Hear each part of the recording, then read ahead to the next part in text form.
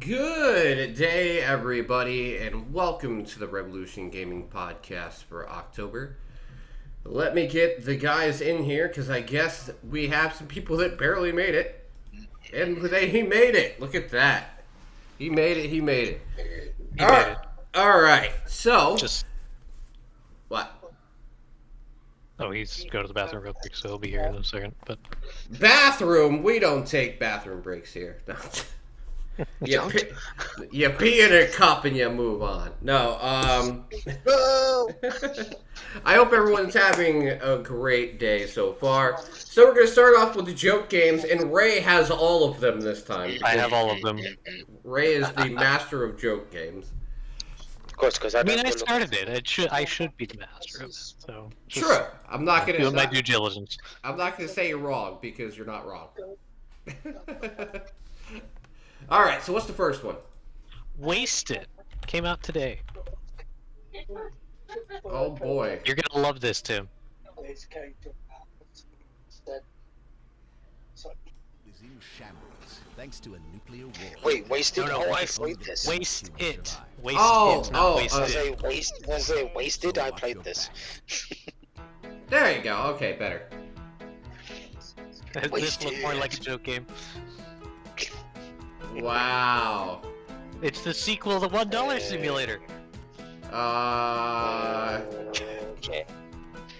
Okay. So this is somebody that plays free-to-play battle royale games. Wait, it gets better. It's got DLC. Check the DLC. It's not free there. Millionaire DLC? Millionaire DLC? Oh my god. There's nothing better than DLC, I can tell you. If this is not a joke, I don't know what is. It's $18 for the game. And on 10% off. Yeah, 10% off sale for on launch day. And the DLC together is $134. Surely if you buy Billionaire DLC, you don't have to buy the Millionaire DLC. Are you fucking joking? I'm gonna click on it just to see what it is. Okay. I don't know. Wasted is an epic AAA open world survival RPG battle royale with unique mechanics and amazing gameplay. That doesn't say battle royale. That says battle royal. There's no E at the end of that.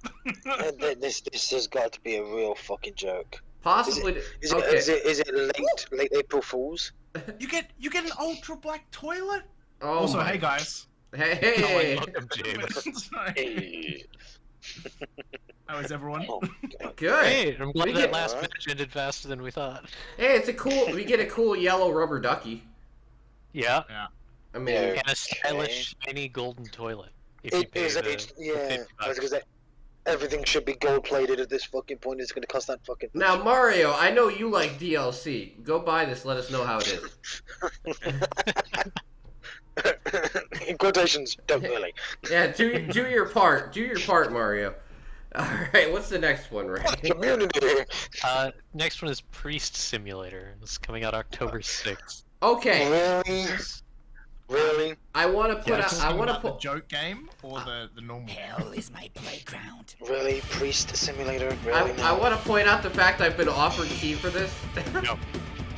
This is one of those joke games where it's like, this is clearly a joke. However, it might actually be good. So, In that kind of way. is this trying to rip off Assassin's Creed, but you're a priest instead of an assassin?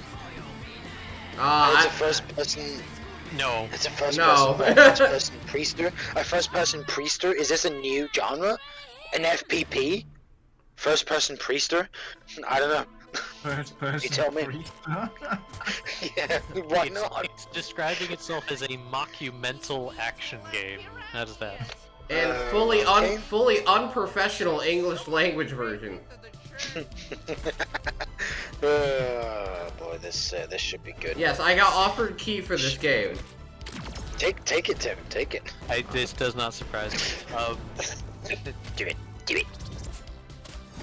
Probably because of all the other joke games I've applied for.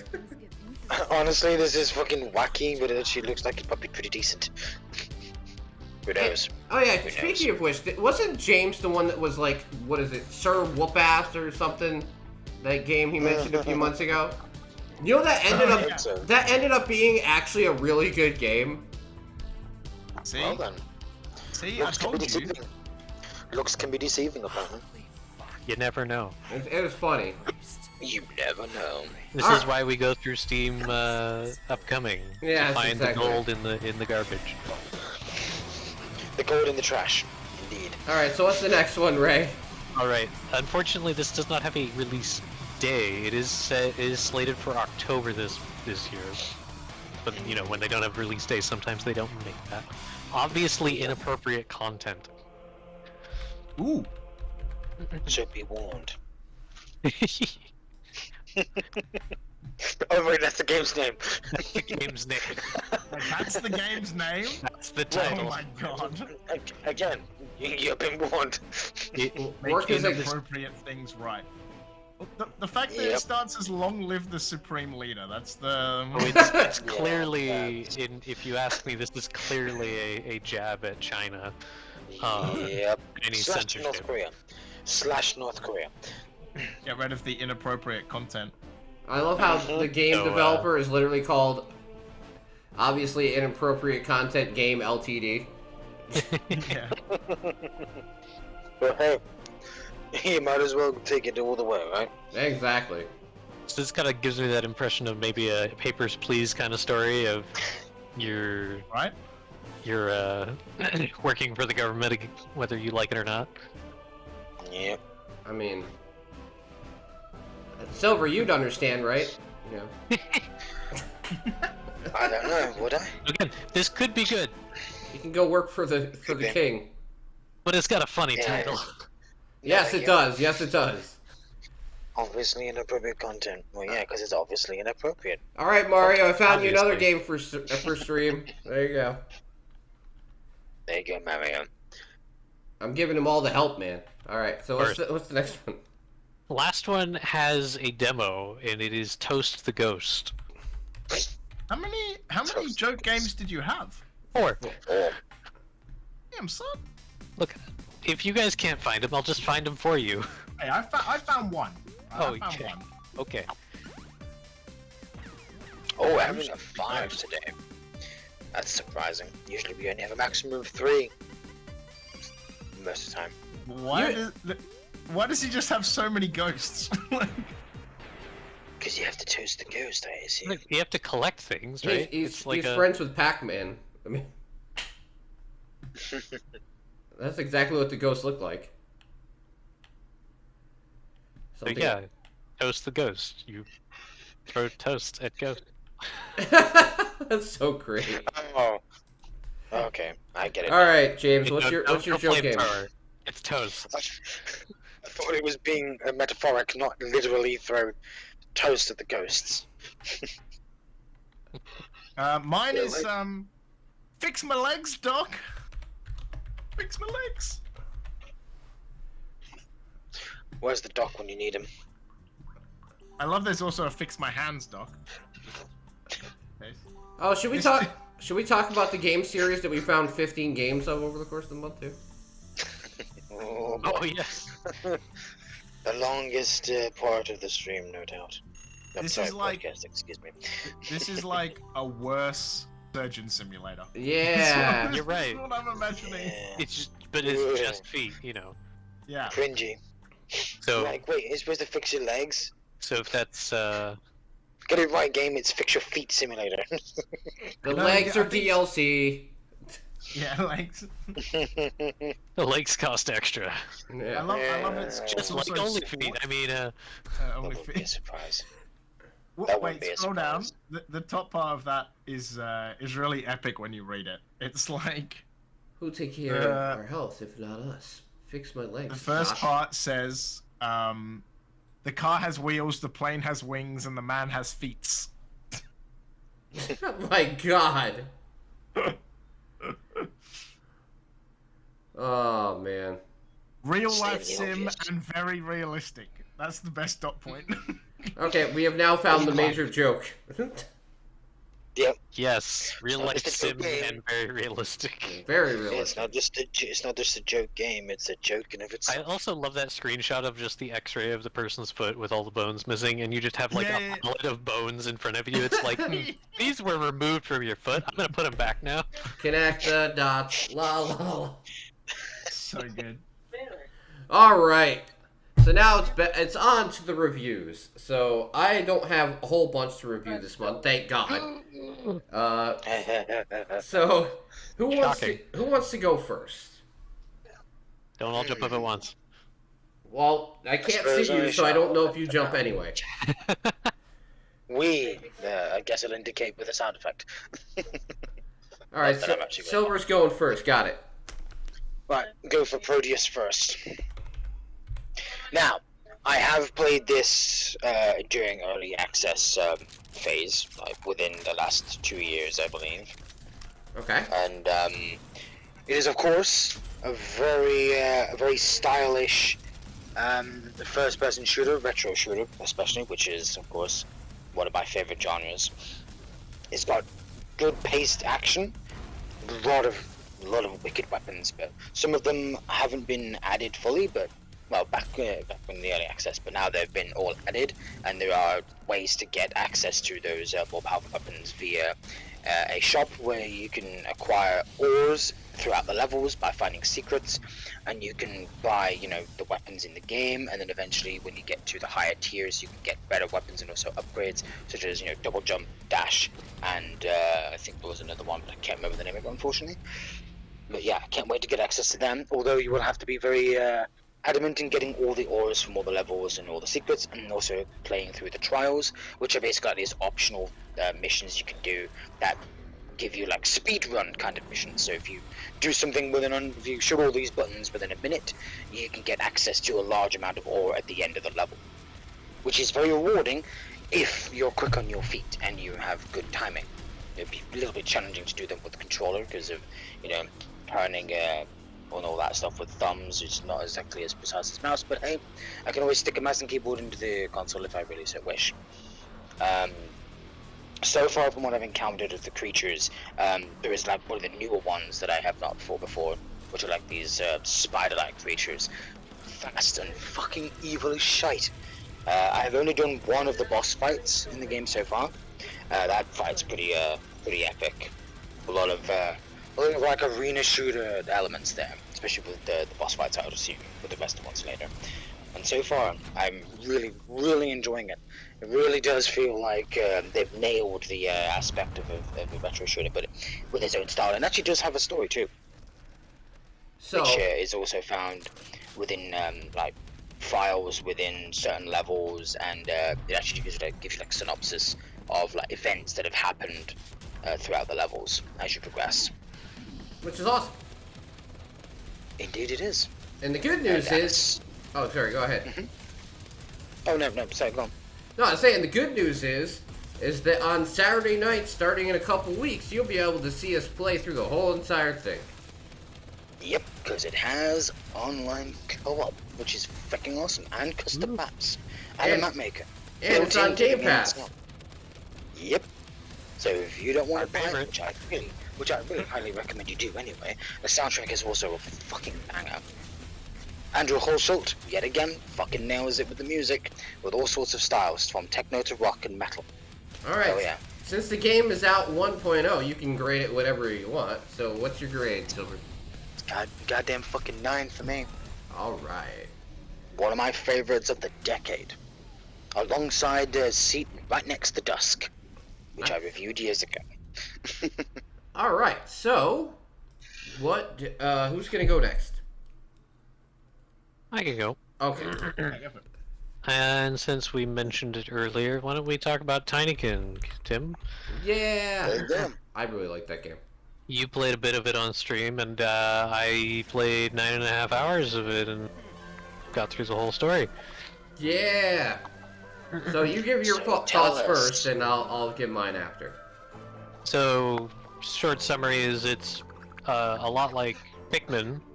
You kind of run around levels collecting these little helper things, and each one has a different skill set, and you use that to solve platforming-ish puzzles and move stuff around from location to location, completing exploration tasks and progressing through the story that way. It is quite fun, actually. I often say that I'm always interested to see speedruns of games, but this is definitely one that I'm interested in. Seeing if that's even possible. You know, I feel like doing a speedrun in this game... Oh, I think so, because a lot of the momentum is... Oh, am I still here? Yeah, you're still here. Yeah. Okay, good. Stuff started buffering, so I didn't It's alright. pay attention. But yeah, I think speedrunning would be possible because I've noticed a lot of momentum carries over through movement. Like if you grind on a web and jump off of it, like that momentum gets carried through. So it would be very interesting to see ways of using that to move around rooms very efficiently. So, for me personally, this game has an odd thing. Like the art style brought me in, and the gameplay kept me there because the game looks so fucking great. Like right for a small, cute. It's yeah, but like the gameplay itself kept me there. You know, it didn't. It was fun enough. The game wasn't super long. I think if this game was like 15-20 hours, it might overstay its welcome. But with how it stands at being like race at 9 hours, I made it about halfway, maybe a little over through the game. But to know that it's only 9 hours, I could see like it having the staying power to do that. And I can't wait to see what this team does in the future because this game is great. You know, and I feel like it's only up and up for the studio because I'd love to see what they do with a bigger budget and a bigger scale. Maybe a sequel because this game could probably have one. Yeah. Absolutely. Yeah. So what's your score? This is an easy 8 out of 10, I'd say. I'm gonna give it 8 as well. The only thing that kept it from being a 9 is probably just scale. I mean, it's definitely a value proposition is there. It's $25, 9 hour game, very, very good polish, no technical issues, beautiful art style, you know. It doesn't do anything to like innovate so much, but it takes a whole bunch of inspirations and does an excellent job with them. Definitely. Alright. So what you got for us, James? James is the outlier. I don't know what he's got. He's the... What do you got? What have I been playing? That's a really good point. It's fine. Yeah. I went back to some older games, actually. I didn't really play anything new recently, mainly because I just haven't had anything. It's I fine. literally just picked up a key about 20 minutes ago for a game, so I haven't quite managed to get to that one yet. But Understandably. But I went back to Cyberpunk 2077. Oh boy, okay. I've been playing that literally all year. So I played it when it first came out. I did a 24-hour stream, and I played it for most of the 24 hours, and it was a Holy shit, dude. fairly buggy mess. Let's be honest.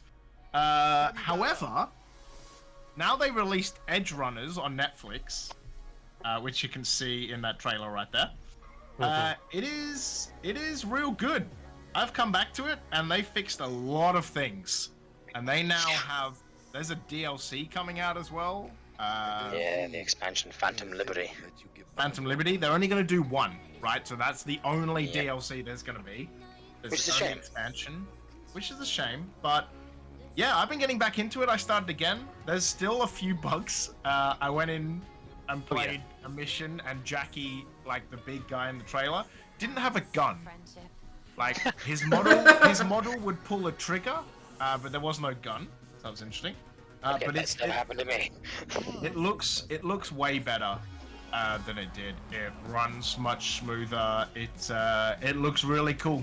So I highly recommend going back to it. It's been so much fun. I didn't realize how much I'd missed it. And yeah, the anime is also real good. Yeah, it is. Go watch it. I watched all of it. Yeah, I basically binged it as well. Yeah. It was real good. And then I played a Corpo, and it's real fun. Honestly, it's such a good game, and it's one of those No Man's Sky. Like, started out real bad, but it's now come across really well. More or less recovered. So, Yeah. Just needs a bit more polish, and maybe a few more mechanics that weren't in the game on release.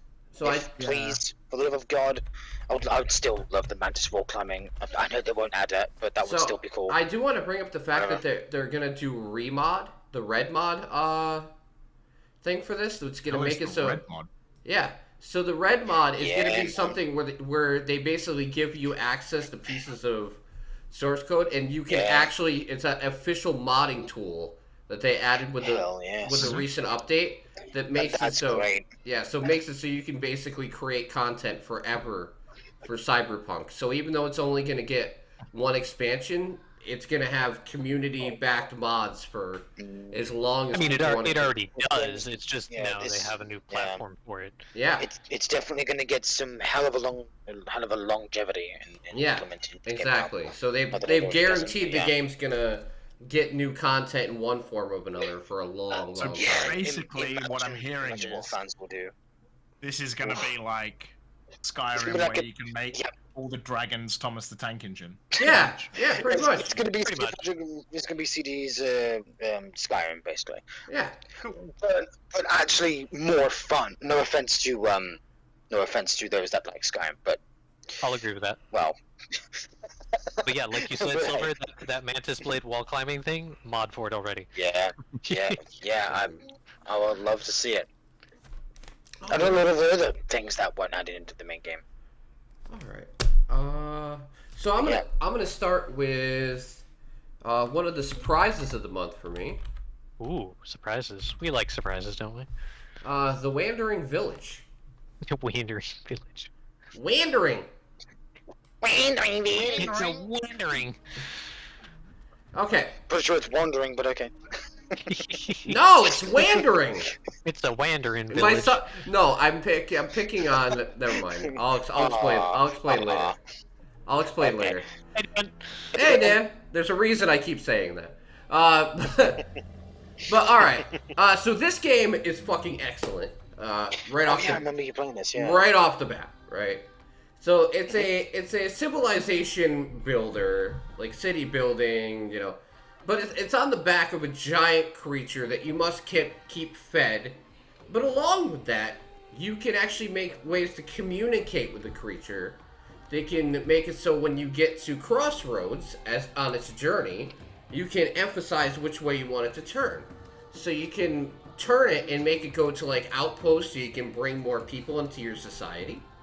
Or you can have them go to like different areas where the biome's different, like more of like a desert area. Yeah, you can change the climate of where you are by making decisions of where the creature walks. It's an incredible, like the combination of all the mechanics in the game are very well done. Because I played it for about an hour on stream. And then I played it for like another 45 minutes after that because I wanted to... Who's got the best price? I know, I have that extension for Fanatical. I apologize. It's or the honey one that you see as well. I have all these extensions on my browser. But no, this game is excellent. I give it a 9 out of 10. If you are into this type of game, I would totally recommend this game. It is the amount of detail they put in, like you can zoom in and actually see the people working at ground level. You know, like the amount of intricacy they put into the game, and it's in early access, and it's still polished. It was ready to go out the gate. It's not like most of these that come out and, you know, like, oh, I'll wait a year and it'll be good. No, it's very good now. Yeah. So yeah. Well, that's good to know. I'm sold. It reminds me of a little bit of like Black and White, except of course you don't have the giant creature to assist you with your people and your armies. So yeah, I could see myself playing this game. This 'Cause I'm game a fan is of base building. this game is currently $25 for people that want to know. And I don't think it's for sale anywhere but Steam. So I don't think you can get it at a better price. I have not seen it on any of the other Humble, Fanatical, anywhere else. So Well, I'd say that's still a reasonable price. It's not like $50 fucking or 70 no, for that matter. no, it's not. All right, so It's far more reasonable. we're back to you, Silver. Slime Rancher 2. Okay, I think that was a pretty easy one to. Oh yeah, and of course we've got another game to discuss after the second one. Yep. But I mean, you could talk about it because if you still remember it, Yeah. played last week. But let's see what you can remember. I never remember Slime Rancher anything. 2. Of course you do, Tim. That was a joke. You do remember. You remember too much. But yeah, Slime Rancher 2. No. I have never played the first game. So I came into Slime Rancher with only some knowledge about, how to actually raise the slimes and which slime combinations might be better off, at least, money-wise. But other than that factor, from what I've played so far, it's a very vibrant, beautiful, and very adorable fucking game. Tabby slimes, man. Fucking tabby slimes are goddamn cute. You just want to fill my whole ranch with them, but I can't because I obviously need all the plorts, which are what the slimes drop when they eat things. Any food. It depends on what their favorite type of food is, or what their, diet in particular.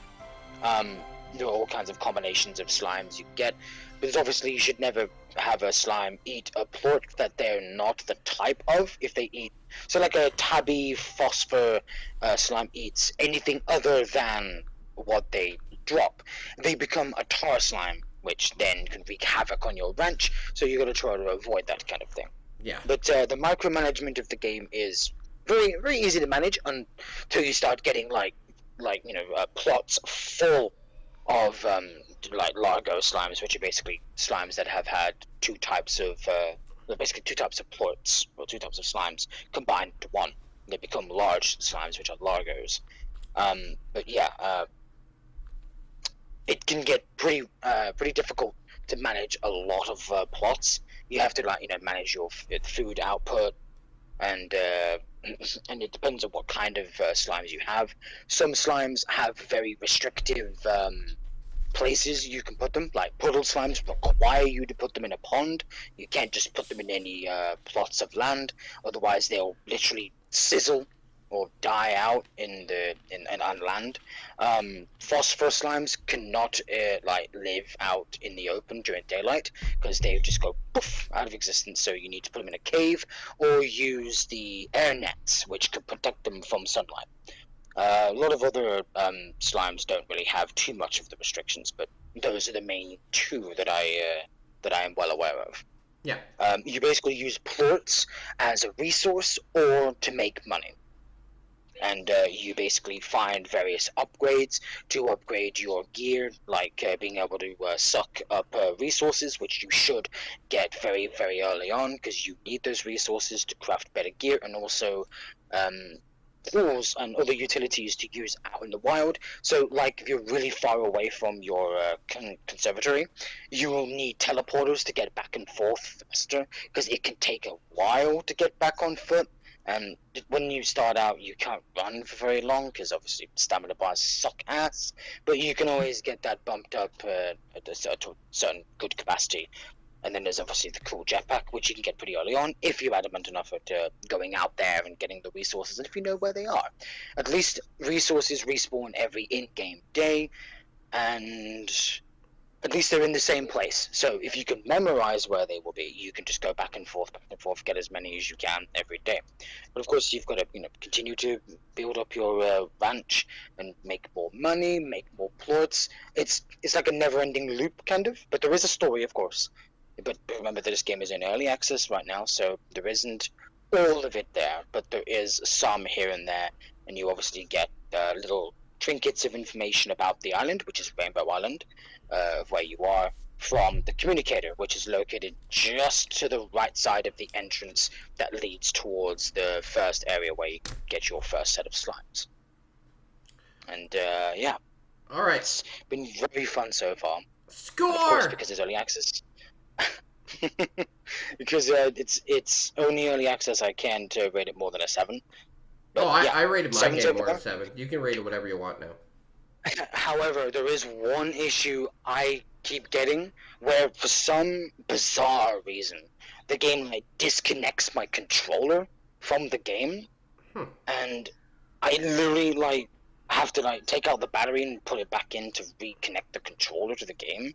And it is the only game that does it, by the way. I've tested by playing hours and hours in something else, and it's only Slime Rancher 2. This issue needs to be fixed. Maybe I that's have a console. died. That's a console only Yeah. issue. Yeah, because I have died like 4 or 5 times because of it. Because my character kept walking towards the outside into the ocean. Because there is no barriers. You can accidentally walk off or jump off and misjump and straight into the water. You die, you lose everything on you, and the game speeds up a day, which sucks. Especially if you're trying to manage your output of food and plorts.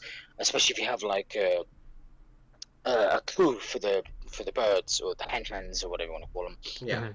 Because they start multiplying like by the freaking dozens, and you'll be fucked because you need to really be quick at getting all those resources out of the auto feeders and the auto plort collectors. It can cause massive havoc if you die, so you've got to be extremely careful. But I wish that freaking didn't happen, because as I said, I've died many times because of it, and it's starting to hamper my experience a little. Okay. It's starting to frustrate me, because I'm having to do I really want to play the game and risk losing everything, and then the game fast forwarding because I died, and me having to quickly try to collect all my plorts from the collectors, and trying to be quick, because if I don't, then they're gonna fill up, and I'm like, well, now I'm gonna have to waste my time collecting all the plorts. Notice how he said this game was relaxing. I mean, It's relaxing when it works correctly, but when he has controller issues, it's not relaxing. I hope you don't get this issue, Tim. No, I didn't have it when I played it. It only happens if it didn't happen on the first several days though, which is weird. It didn't happen at all. I was smooth sailing. But it happens just like, because I'm like day 20 now, and of course a couple of those days I've been lost because I died, and it's kind of annoying. But but I do want to bring up one thing. Hopefully they fix it. I think we discussed this before. You can rate whatever game whatever you want. You just have to emphasize that it's early access at that point. Yeah, and I have like, twice now. Yes, no, but I'm saying like if you rated an 8, that's fine. But if it's an early access 8, that issue. Yeah. It's a 7 because of that issue. That one major freaking issue is really pissing me off. Please fix it. Please. It's hampering my experience. Okay. It's too adorable to get too mad at, but eventually my patience will run out if this keeps happening. I'm just saying. And I won't play until you fix it. We know how patient Silver is. Yes, I'm not. On the topic of early access, as cute and as fun as this game is, but yeah. Okay, yeah, go ahead. It's a 7, but yeah. On the topic of it being early access, I think Silver and I were discussing, because I have the first game and I have played a decent amount of it. We were comparing slimes versus what's in the first game, what's not in the second game, because they have removed a few at the moment. But radiation, based on the cell board where it shows all the plorts and what their values are, is like I believe twice as big as the first game's was. There's a good chance they're gonna add a lot more slimes to it, I imagine. Probably. Oh, yeah, I forgot to mention that you can basically tell every game day how much a plort will be worth. It's kind of a stock market, so to speak. Like they'll go up one day and down another day and stuff. So. Yep. So the first one released full, right? Did it come out in early access? No, it was early access. Okay. It was early access. The first one was definitely early access, yeah. Yep. Okay. And it worked its way up, and it got a full release.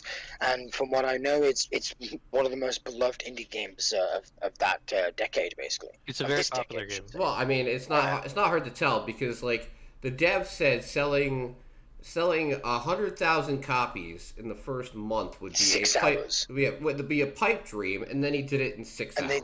In 6 hours. Yeah. I mean, come on, it's Snowmancer 2. We've been waiting for this for years. Yeah, I mean, Years. and think about how many people are can't believe playing it how- because of Game Yeah, Pass right. as well. Oh, yeah. Damn So, right, man. so I mean, The like kids the can game's enjoy this game. It's Yeah, it's right. fun for everyone. Exactly. All right. Fun I mean, for so long as you everyone. have some patience and you don't mind micromanagement with all the plots, and then by all means go And you like enjoy it. collecting things. Yes. It's a great Yes. collectathon. It's like Oh, it's manageable yes. compared to Pokemon. Pokemon is like that. Some people Yeah. have the living decks where they've been playing every game since their childhood, and it's like, okay, yeah, I can see how you have all the Pokemon. You've spent your entire life gathering them. You Alright. can do that in like a couple hours here.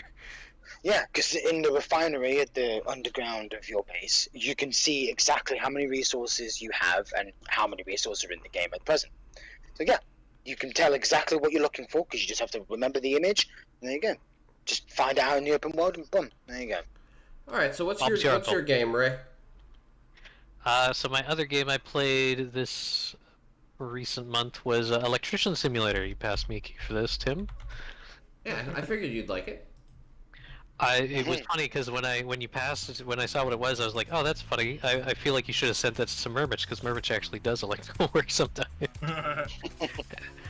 But yeah, I actually showed him part of the game, and then we realized that it's a European actually electrician simulator, not American Yeah. simulator. So you guys probably had a bit of an issue, It huh? was like, To learn this what and the that. hell is this plug? I've never seen this in my life.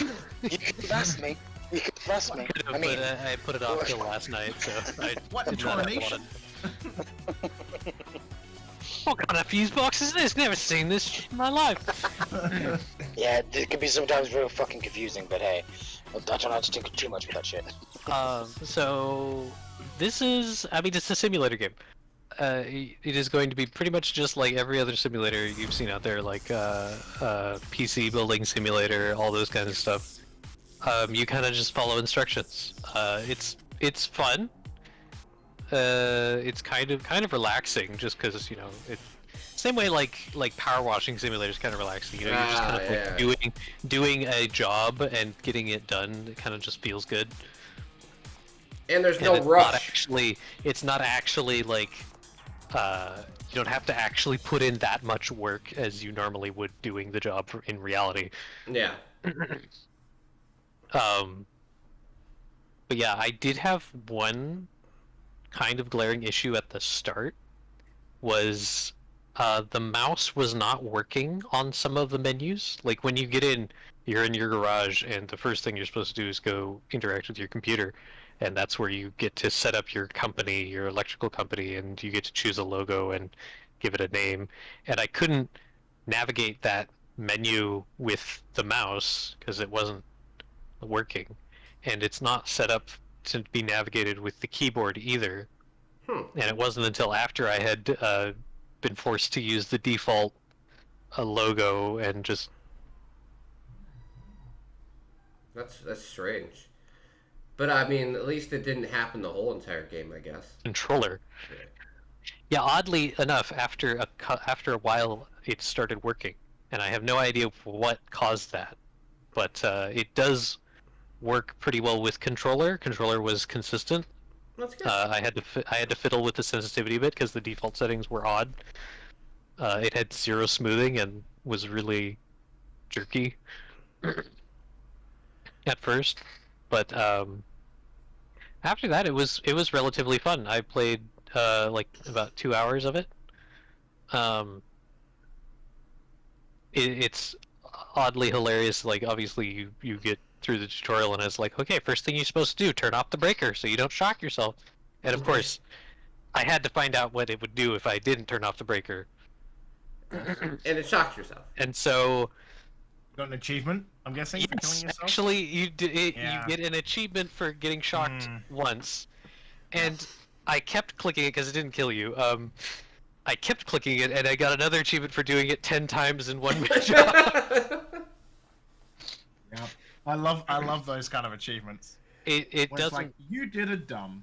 it doesn't like done. actually have a negative repercussion per se, besides like flashing your screen red and making a loud noise. But I guess you probably shouldn't do it unless you want the achievements. All right, I want to say this right now. Ultimate Games SA. All they do is publish simulator games. That's why there's 9 billion of them. Because like every single month, the ones I see on Keymailer and everywhere are all under this publisher, and it's like every generic simulator you could possibly think of. It's gonna be like watching paint dry simulator coming out next month. Like I think they're running out of simulators to make. I swear. I'm sure they can keep thinking of occupations to simulate. Yeah. Janitor Simulator. Pretty much. This is basically just another one of those games. If you're not interested in them, you probably won't enjoy this. But if you don't mind that, then this is actually relatively fun. There is 2 different kinds of gameplay, basically. One is you have a workbench, and people will send you, like, a controller or a remote or a Roomba or something is like, it's not working. So you take the whole thing apart, find out what parts are bad, fix ones that can be fixed, replace the ones that can't be fixed, and put it back together and send it back to them. And that's fun. But then there's also the, like, I need new lights installed in my dining room, and then you actually have to, like, purchase materials, go to that house, so you eventually learn to set up wiring and install switches and connect everything together. That is the game mode that Ray doesn't like because he has to leave his house in the game. True. It takes longer. But alright, what do you think of score-wise? I'm gonna give it a 7 because it's pretty decently fun when you get into it, but it still seems like it could use a little more polish. I really don't know what the mouse issue was, but it felt debilitating right at the beginning as a keyboard user. Yeah. If you're using controller, you'll probably have no problems. I didn't encounter any. I mean, who uses a fucking controller as I move? I know, right? Like, come on. Nerds. Keyboard warriors or get out. Just kidding. Hey. I mean, you could plug a keyboard into your Series X anyway. He talks about it many times. All right, Yes, so what? indeed I can. If you don't have any more, James, it's fine. We'll just try and get through this part quicker if you don't have anything new to play. I was the other thing I started playing again was Planet Crafter, actually, because I did my first ever YouTube stream, and so I played that because that's like the content I made on my YouTube. So yeah, it was really good. They've added an update.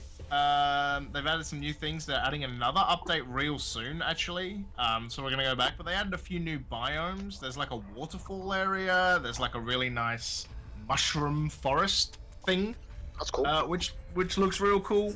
Played a few hours, and yeah, it was real good.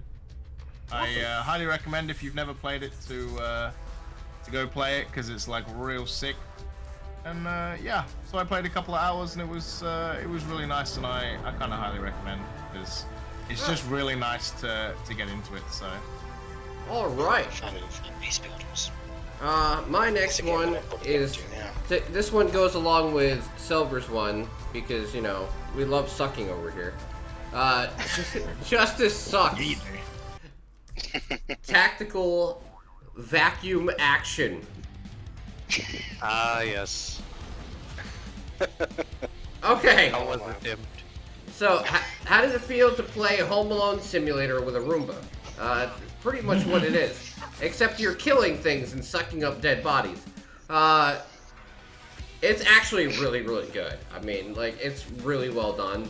I mean, it's not going to be for everybody, obviously, but if you enjoy stuff like this where you set off traps and, like, electrocute and murder people and then eat the body with a Roomba. Like literally at the end of every time you get done killing people, you have to literally eat the body to clean it up to complete the mission. Well then, what a mechanic. Yeah, well, so, it's like in Rimbo.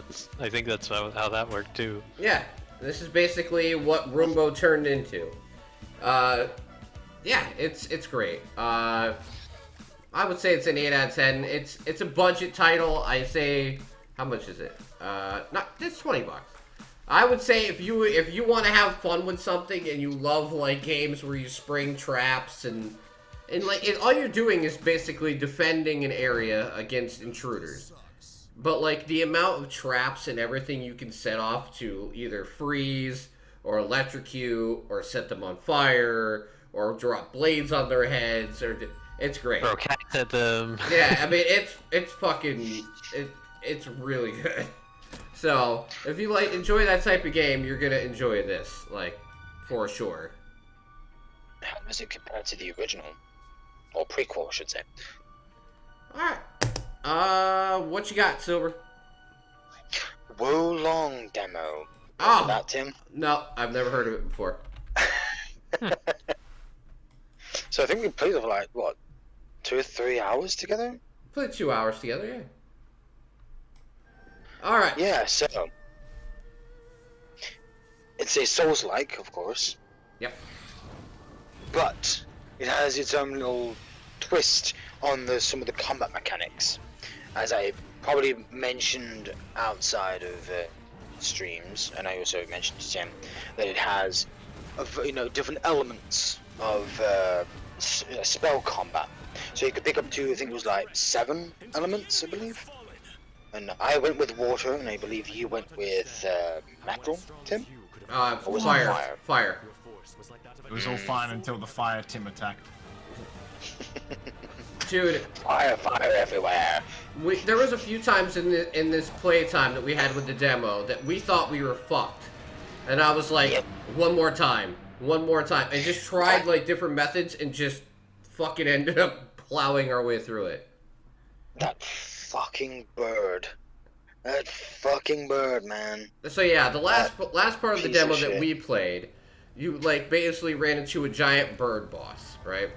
And in typical Souls-like fashion, it completely kicked our ass the first couple times. So eventually, we figured out how we could cheese it, essentially, by like, you can bring a like AI-controlled companion into combat with you.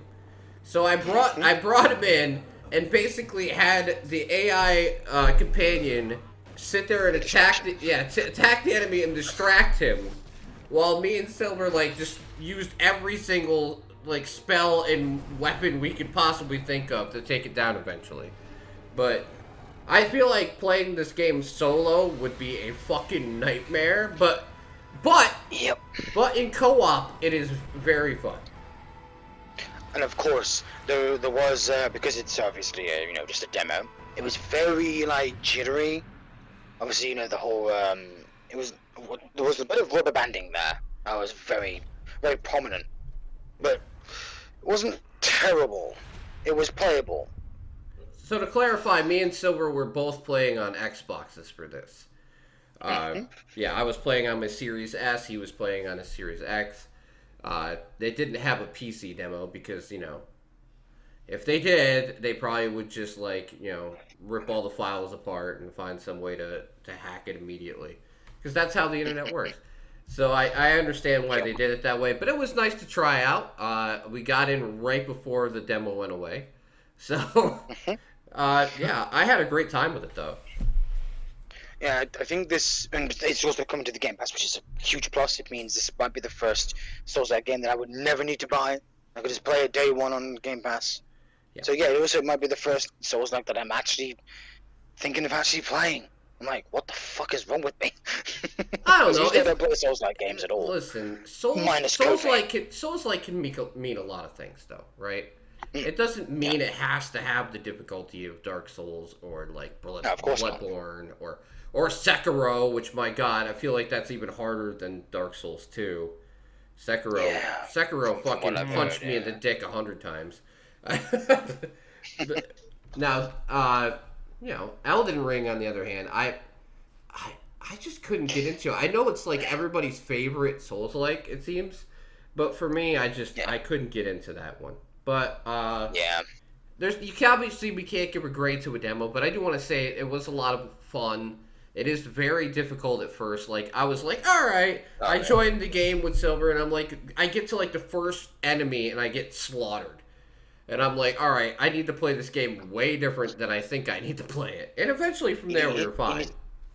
Yeah, you need to take it a little bit more seriously than you would any other game that you would usually play, because obviously this is a genre that neither of us are used to. Yeah. I certainly am not fucking used to these kinds of games. I don't play them often enough. But once you adjust your play style, it actually is very fun to play. Yeah, once you get used to the mechanics, yeah. All right, you have anything Certainly more, can be Ray, or are enjoyable. you all set? I'm all out. Okay, how about you're all out too, James, right? Because I only got a couple more. All right, I'm gonna, next one will be, we'll talk about Metal Hellsinger. Why not? Yeah. Dude, I had so much fun playing it. Oh my god. Like, one, I like rhythm games as it is. I love rhythm games, right? But a rhythm game where you slice and shoot things is just like Sound of fucking metal. exactly like System of the Down and a whole bunch of other metal groups in there, and it was Search Tank, yeah, it Fuck was yeah, dude. great. Yeah, there's not much more praise I think I can give this than most people say. It's a there's a reason it's overwhelmingly positive. It's fucking incredible. I had a blast with it. I'd give it a 9 out of 10, or I didn't play enough to give it a 10, but Let's say, how it's just so smooth is the fun. movement and shooting. Fantastic. You know, They blend well together, huh? oh yeah, they do. I mean, That's great, because a game like that needs to. oh yeah, It needs to have good precision, especially with the timing. And you know what? The concept of how it handles the music actually pushed me to play better, because the more the multiplier you get for doing better with your perfect hits and everything like that, it actually, as you go from like 2 to 4 to 8 to 16 times multiplier, it actually starts building instrumentation in, and then once you hit 16 times, that's when the vocals kick in. So Oh, really? yeah, so that's how it handles that system. That's why I was like, I have to keep it at 16 at all times, because I was jamming out to the music just as much as I was having fun with the game itself. Yeah, So I didn't fucking know that. I thought that the songs would play regardless. It's just no, you have to participate with the combat within like the rhythm.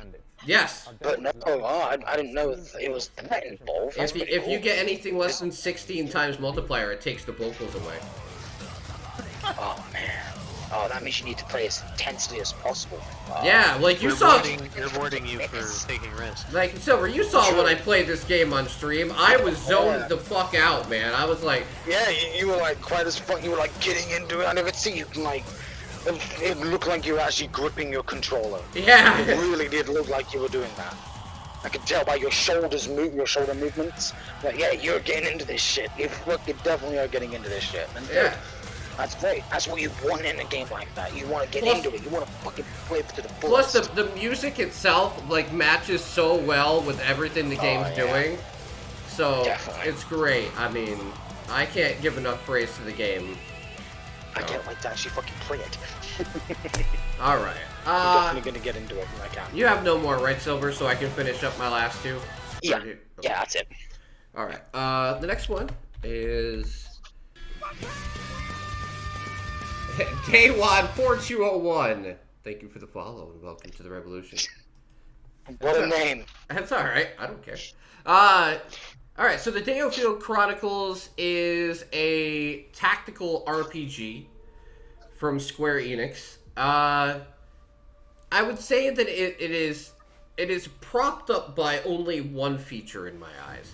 It's not a bad game whatsoever, but it's very dialogue heavy.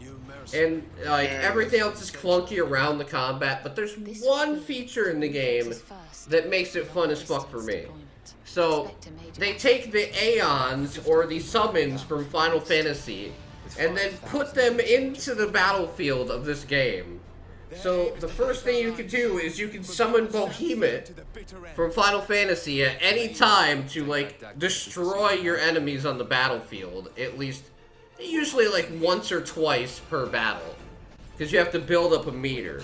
But yeah, literally you summon Behemoth to come in and like just wreck your enemies. And you have summons that you can bring in. Even if it's not Behemoth, you have summons that you can bring in and have them do different features. Like the second summon I came up with was another creature that will come in and heal your whole entire party, all the way to 100%. Hell yeah. Yeah. Basically, like restarting the fight practically. Yeah. So I can see why this game is mixed. It's $60, but actually the deluxe edition was $75. But it does not feel polished enough. It doesn't feel polished enough to justify that whatsoever. I love Square Enix games. I love the game itself, but I know what value proposition means. And this game doesn't. This game it has the look of an indie game. To be honest. If this game was $40, even if this game was $45, I feel like people would feel a lot less burnt by it, you know?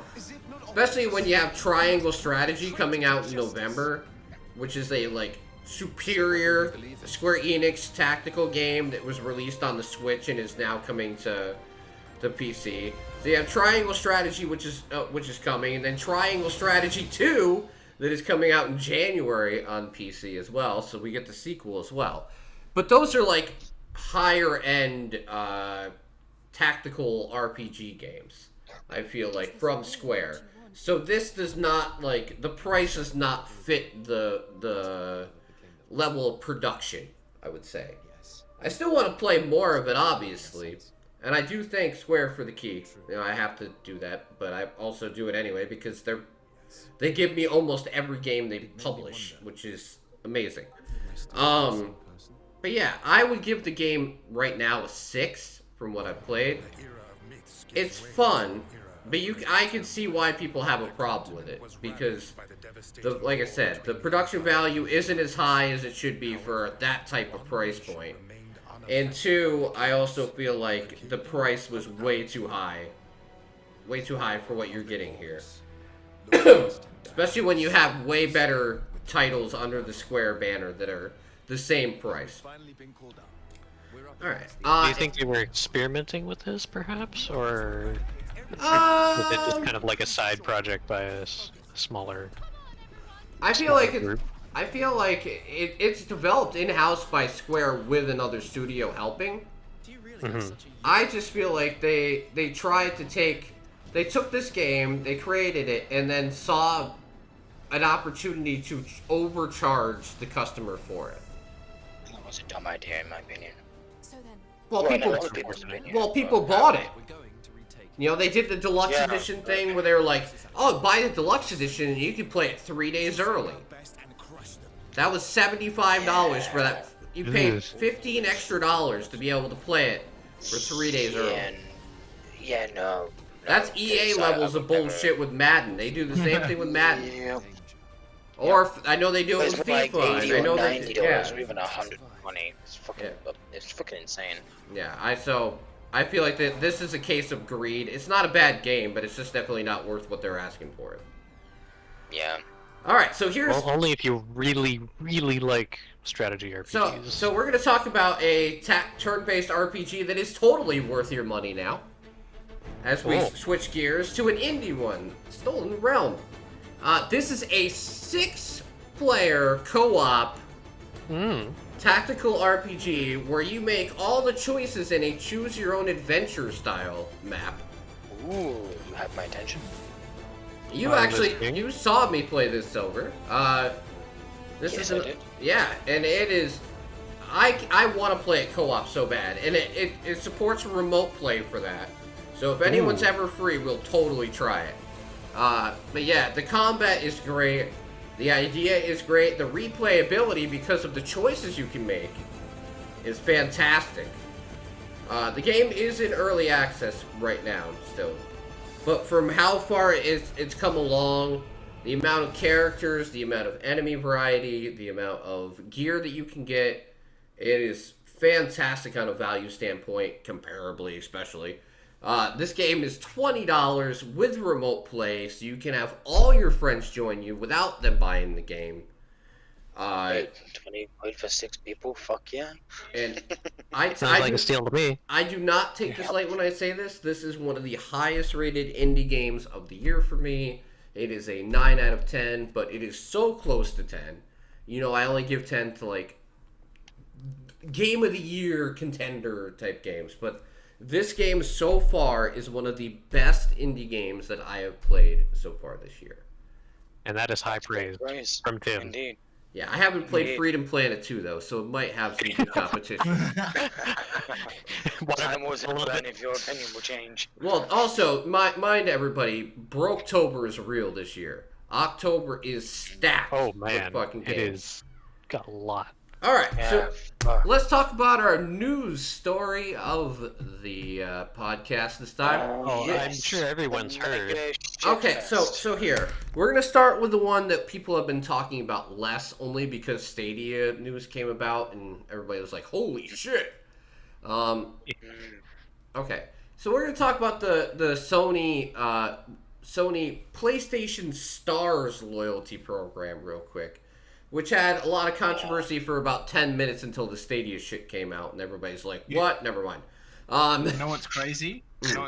Is because of the Stadia thing, I've literally never even heard of this. Okay. What happened? I don't even know what this is. Okay, so what it is it's a program, it's a loyalty program that Sony PlayStation has put out, and it released it in a few countries, I believe Asia, Japan, and it's coming to the West, I believe in a couple weeks, right? And it's basically a loyalty program for people that buy games or earn trophies through the Sony ecosystem, right? Oh my god. But Yeah, I heard about this. the reason it has the issue is because of what you're reading on the screen. The loyalty program currently offers better customer service Yeah, it's pretty fucking scummy. as a reward for tier 4 and above, which means you have to spend $280 on games and earn 128 trophies in That's the games scummy part. to get better customer service. 128 rare trophies. Not Yeah. even, Trophies.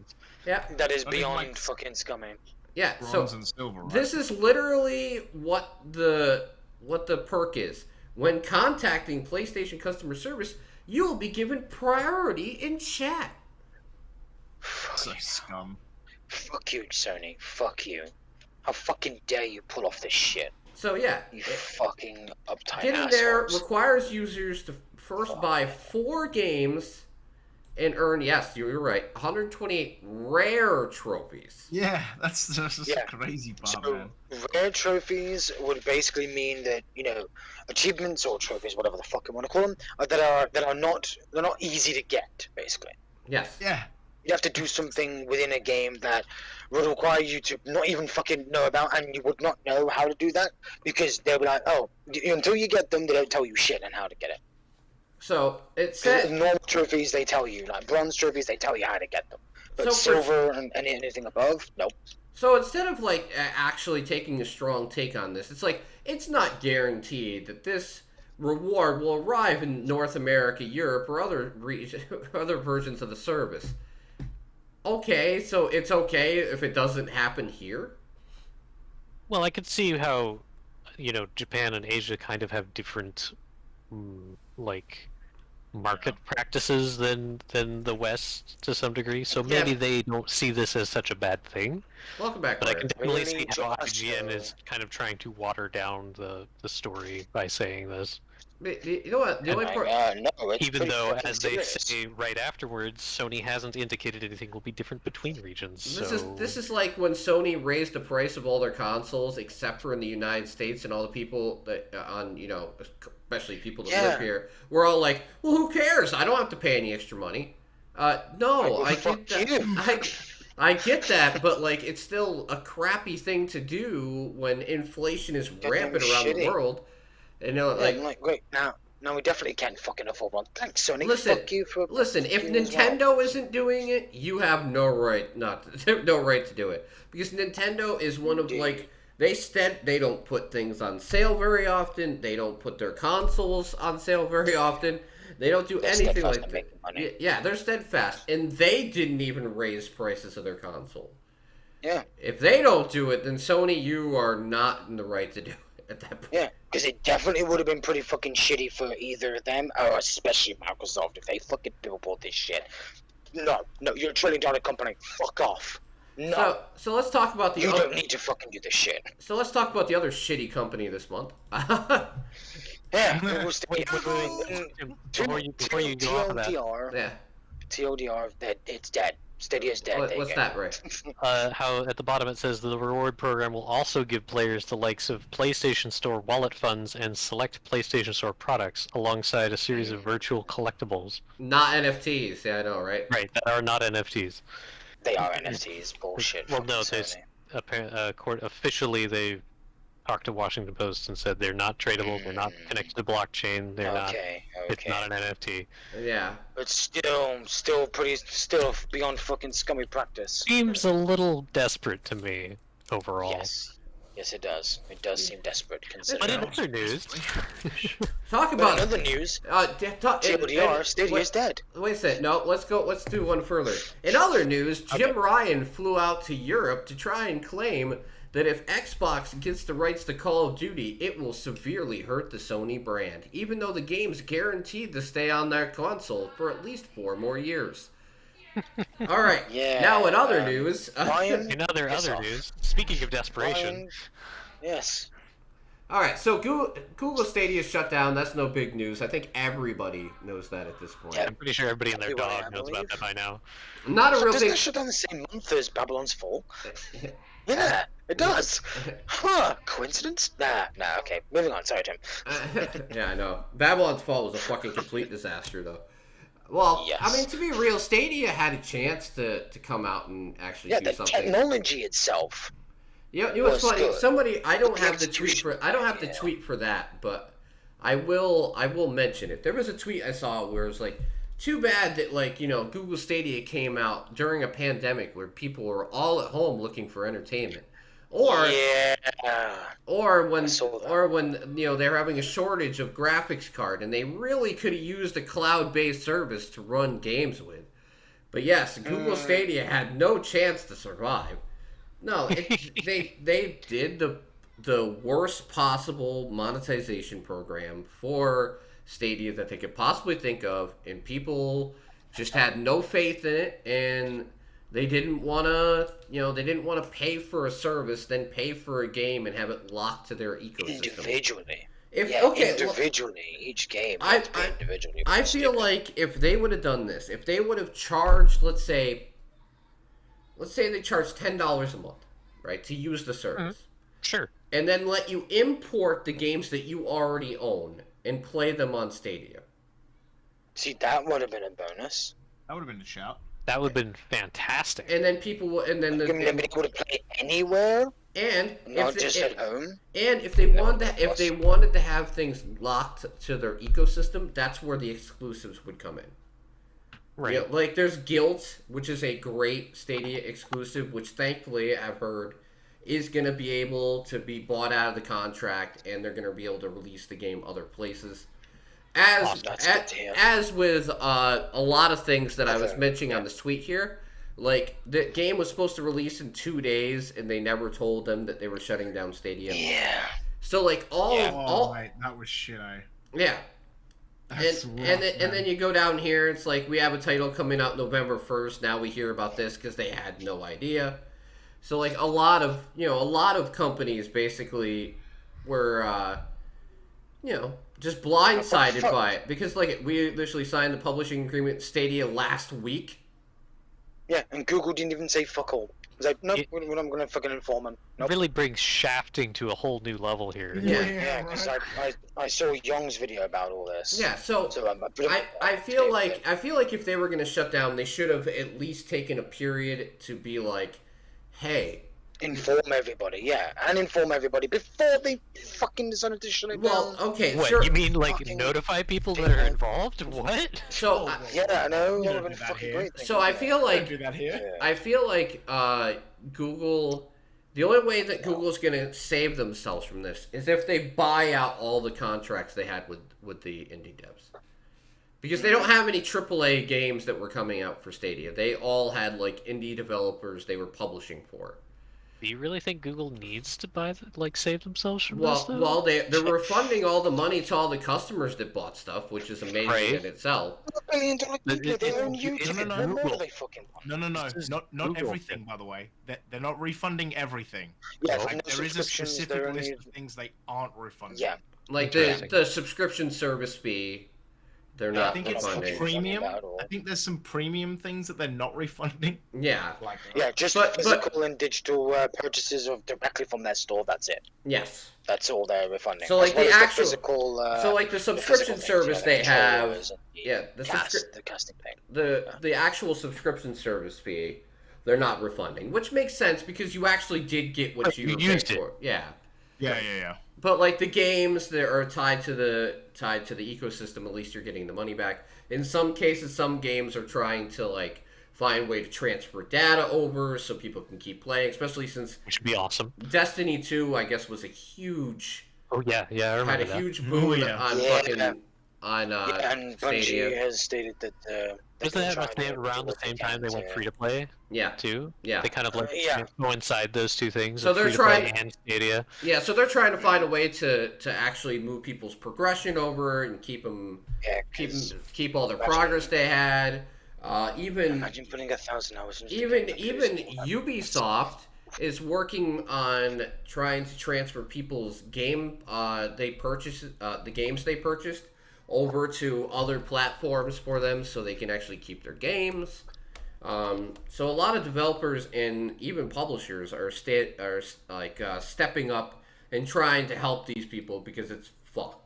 I mean, Which is great to hear, but also somewhat surprising in some of these situations because usually we bash these people for being like greedy Yeah, well, and then it- caring. it's But just We're still going to continue to bash them. it just means We're giving Google's. them any leniency here. I mean, it's just Google's worse. But- I mean, that's worse. I mean, Pretty much, Well, yeah. I mean, look, again, just to reiterate, the fact that they're worse is because there's literally a website called Killed by Google. well, Go yeah, ahead and because go Google, and have a look at it, and you'll see what I mean. Google has had so many ideas that they've just went, Yeah. this is a great idea. Oh, never mind, didn't work. Down And the then toilet. Not even a year later. Oh, fuck it, let's just ditch it. There you go. Anybody, I figured it out. I know what waste it came from. It's a commentary on Google. yeah. Hey, like anybody have Google Plus? Remember what that is? Me neither. What's What's that?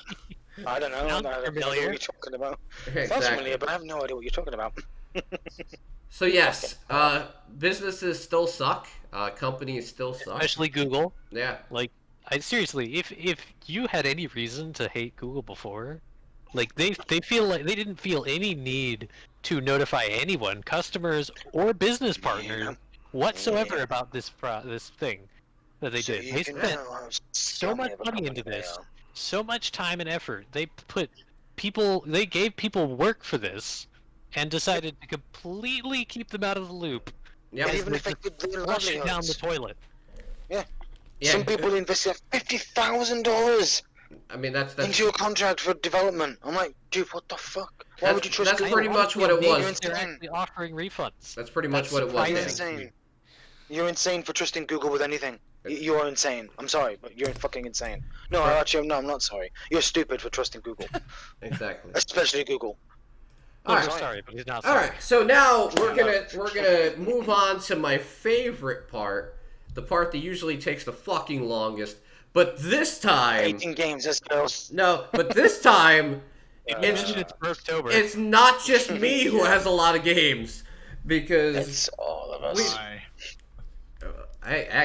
we all have lots of games. This time, we all did it I have together. it. I was gonna say we I have pretty 18 much plus got one about expansion. 10 each, I think, Yeah. 18 plus an expansion. at least. But James, if it goes too long and you run out of games, you're more than welcome to go to sleep because I know time zones. Worse. Yeah, time zones. Okay, so as usual, I'm gonna do 2 only because I think it will actually equal out perfect this time with silver, so I won't have to like do a whole bunch of these at the end by myself. That's my goal, and you know what? I'm gonna give them some time to breathe this time. I'm not gonna rush it, and we are playing the game that if you add it to your wish list or follow it, you have to let the other person know. Yep. Always. I know what I'm playing. I know what I'm playing. It's set in stone, mates. Okay, It's set the in Car stone. Desert Rally is my first game on my list. Comes out on the Desert 4th. Rally. It sounds like a Mario game. It is, well, at least it's not priced like a Mario game.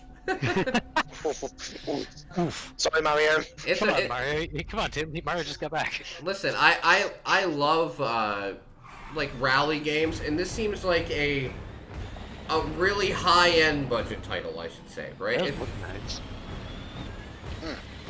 It has a whole bunch of different environments and climates to go through. Even though it's based in the desert, it still has snow. Yeah, and there's Alright. no microtransactions. Another bonus. Yet. Fuck yeah. No, they don't do those on these games actually. I'll give you a high five. Saber for that one. Interactive. Wait, what does Saber Interactive do? Don't they do something else? A lot. Saber Interactive. They have made. I think they made Armor, didn't they? Yep. Did they make Armor? Yeah, they made the Armor games. Oh god, wow, that's such a different genre altogether. Holy shit. It's Wow, published by they've spread Saber. their wings. Yeah. It's Unless, Ah, unless wow. Saber Porto Ltd is like a sub. Yep. It's a Perhaps. sub developer. Again, they've spread their wings. They're doing something a little different other than just, developing fucking Armor. Not that Armor isn't terrible, but Although to be there's fair, something else. Arma does have large open maps and vehicles, so I see how Oh, this yeah. could easily translate over if they just True. tweak a few True. things. True. All right. Next one I have, which I'm going to be playing a demo of pretty soon, is Trails of the Black Sun. Ooh. Ooh. What a title. Oh yeah, I believe you mentioned that. What is it? That demo thing for Steam is coming up soon too. So there's probably going to be a lot of demos. Oh yeah, Steam. yeah. Steam. Yeah, I've got a lot of demos on my list. Yeah, Steam Fest. Yeah, Next Fest. I'm sorry, starts soon. Yeah. Next Fest, that's what it is. Yep. Is Now it- this looks like kind of Assassin's Creed Yes. meets. So basically, it is a first-person shooter slash platformer hybrid, with kind of like what's that Oh, game? Mirror's Edge. Yeah, Mirror's Edge. Edge. Yes. Didn't I mention that? Yeah, you did. I think When we Didn't were I actually mention it? I Yeah. think you did. when we were playing when we were making Cause- the list, you did. Yeah. Yeah, give me some. Definitely give me some Mirror's Edge vibes.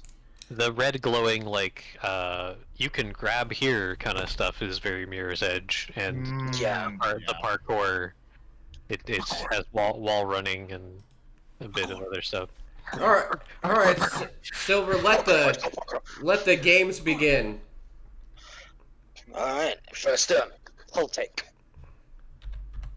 Now, I think the release dates of all these games are going to be all over the place, but hey, forgive me. They're all in October. It doesn't matter. We made sure. Yeah, they're all in October, but they're all over the place. In October, specifically. Thank God. I tend to just leave my list in chronological order unless something gets like added later. I would like to point out while he's loading, like while he's finding game, that not all of mine release in October, but all of mine have a demo that come out in October, at least. So That's fair. there is something. Okay. So long as the demo is playable in October, that's fine. Yeah. Yep. We'll Okay. allow it. Demos are playable in October. So guess what? We have Silver's Boomer Shooter of the Month. Actually, The definitely not Doom. I Oh, might right, have one, I think. I'm pretty sure I saw That's this what game it's as well. The definitely Doom, not Doom. Yep. I follow all sorts of retro shooter devs on Twitter because, well, hey, that's where they're the most active. And it's a platform that they can reach, however many people they want to reach. So yeah, I keep an eye on things. From And there. guess what? It has a demo. We're gonna mention that. So if you want to try out any of these games and they have a demo, please check it out. The worst they can do is lose like 30 minutes of your time. Yeah. The best you find or it. more, depending on how fun it is. Exactly. Yeah. Exactly. All And right. knowing retro shooters, so long as they're well made, they can be very enjoyable indeed. All That's if right. you're into the genre. Ray, you're next. Pentacore. What is it? Pentacore. One Pen- word. Pentacle.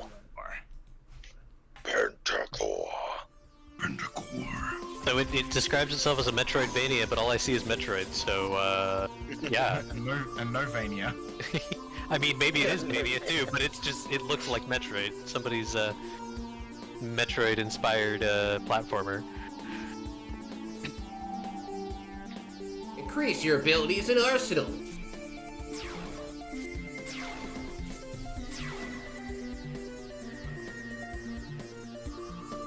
I do like games where they can take like the old school aesthetic and still make it something interesting and not just make it a copy of something that already exists. It's nice to see some uniqueness every so often. But like, most people of gaming, especially people that don't that aren't older than 20, would probably think that oh, originality is dead, and I'm like, no. I think a lot of people come out before your time. You'd learn to appreciate that. Yeah, games evolved. I think certainly had their fill of originality. I think sadly a lot of people wish originality would die. And we just got the same games every fucking year. It feels like that based on what people buy. And that's such a fucking shame. Like, you people don't know what you're fucking missing. You really don't. And I know you don't care, but you're still fucking stupid for thinking so. Alright, You tell them, Silver. What you got? What you got, James? I'm a brutal motherfucker. Starship Simulator. Demo comes out tomorrow, I believe. They don't have a release date yet, so... But it looks very similar to Planet Crafter. It literally tells me Planet Crafter and Icarus are the games that it's similar to. Ah, yes, we've mentioned multiplayer. Icarus before. It's like a Starship's one word too. Yeah. It's solo or online co-op. There you go, I got it. That's good to know. We like our co-op games here. So yeah, it's coming out soon, TM. The demo. A lot of my games have demos that come out like literally next week. So yeah, there's 7 decks that you can explore on foot and stuff. Like, it looks really cool. I'm a nerd for this kind of stuff, so Unreal 5 engine. Oh, you probably enjoy Empyrean or what was it, Space Engineers? You definitely enjoy those. I've played. Especially if you like building spaceships. Yeah, I played Space Engineers like early on. I haven't touched it yet. But yeah, this game looks pretty exciting. Space exploration sandbox, deep space exploration vehicle, 200 crew members. Yeah, damn. I'm excited. I wonder First contact as well. I wonder how far off it is. Yeah, it'd be interesting. Yeah. I'm sure the demo will give people an idea of how well done it is or not. Yeah, but like, look at this video, like, look how cool it looks like walking through this shit. There's 7 decks to explore, which seems like you could spend like a half hour just walking through all of them. Yeah, that's probably what the demo is. Yeah, you're gonna play the demo, right? Yeah. Comes out tomorrow, I think. So it's on my wish list, so I'll get. Yeah. Do let us know how it feels then.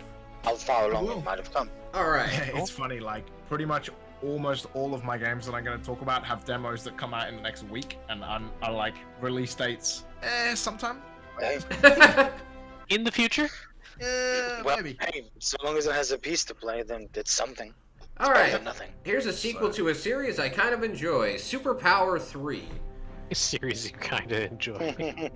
Well, the first 2. Okay, I would say kind of enjoy because the first one was pretty good, the second one was so-so, and I'm hoping the third one's good. Because the third one is better than both of them. But, hey, well, it's been a long time since the sequel, since 2 came out. Around this country and spreading all over the world now.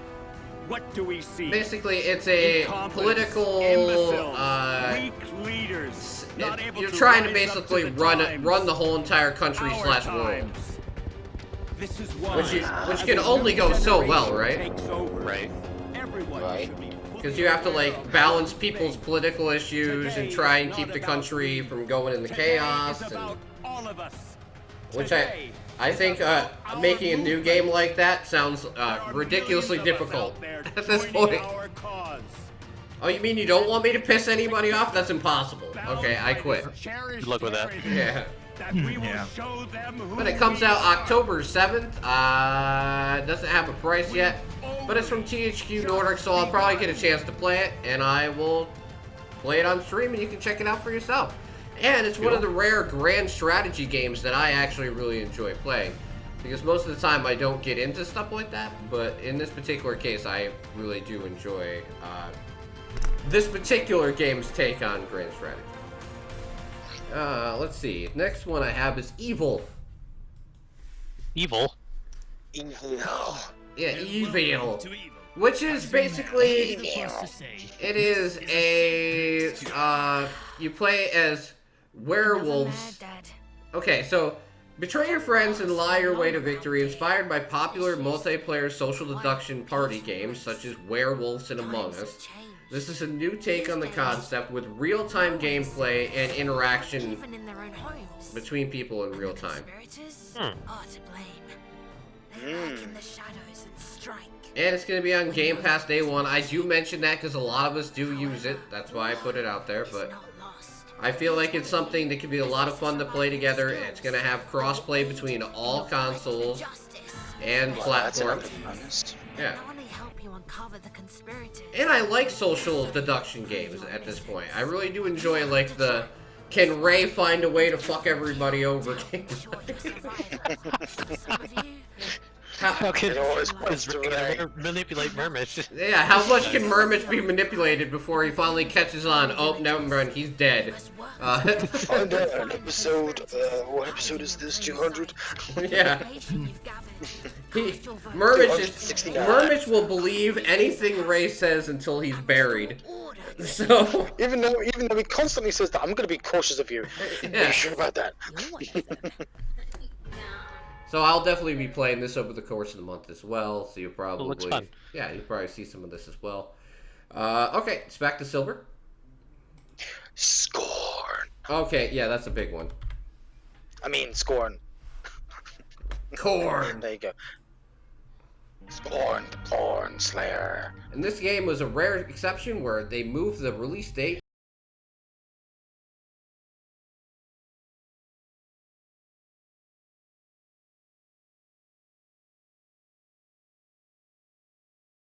I remember the little day that they announced it. I think it was during what, at E3, or is it during like a pretty big event? Well, either way, it was announced, and it was a big thing because of the style of it, and it will have these like weird in-game, you know, like life mechanics where everything is interactable. That everything that you interact with is, you know, in the game. It's not in some sort of fucking backpack you wear on your back, an invisible wall or anything like that. No. Everything is livable and it's interactable, or at least I hope it will be. We shall see. Come October 14th. This is definitely a Geiger game. Holy shit. Yes, I have seen many of the screenshots. I have seen all the trailers.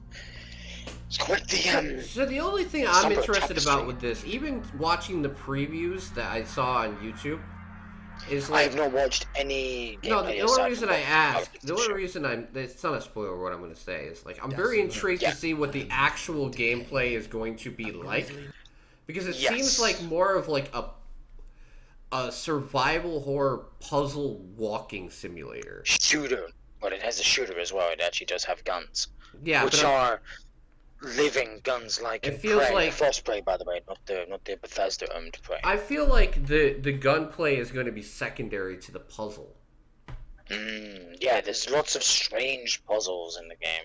I've seen a couple of them. So that's what I'm saying. It might not be for everybody, but I feel like if you like atmospheric games, this is going to be a total like get lost in it type game. Well, you know me, I like my atmosphere. Exactly. All right. So what's next, I Ray? prefer atmosphere over jump scares. Me too, to be fair. Is Ray going? Sorry, Ray. Alright, Card Cowboy. Card Cowboy. Huh. Mm-hmm. Hey, Card welcome Cowboy. to the stream. Stream. Scream. Welcome to the Scream. Ah! There was a jump scare. I'm sorry. It's October. You know, obligatory jump scare. Set out to get revenge. Okay. Like a bloodhound, he scoured the west, determined to find the man who robbed him, come hell or high water. Card Cowboy. That What a knowledge name. across the dusty west, he knew. If he played his cards right, Any one word day of he'd mouth find on it, this, Barnett. too, Ray? Because I have Exactly no idea what what this he had game is. coming to him. Well, And the it text describes message. itself as a short, silly adventure about getting revenge against the gunman who killed your dad. wooed your mom and kicked your dog. They say wooed your mum. Yes. Kicked our dog. Yep. They fucking. You'll be kicked our babies, bandits, dog? farmers, and their kids, and use the cards you're dealt to make your way through your little proc gen Wild West. It's a Procedurally generated. Yeah, choose your own adventure. Automatically gives Good it a game point of me. mechanics. Ooh. That also gives it a bonus of me. Interesting. But Yeah. but no, Yeah, that doesn't sound bad at all. listen, I don't mind little experience games. They're fine. Yeah. October 4th comes It out could be next fresh. day and a half. All right. Yep. Pretty close. All right, James, what you got next? Next is Neo Runners.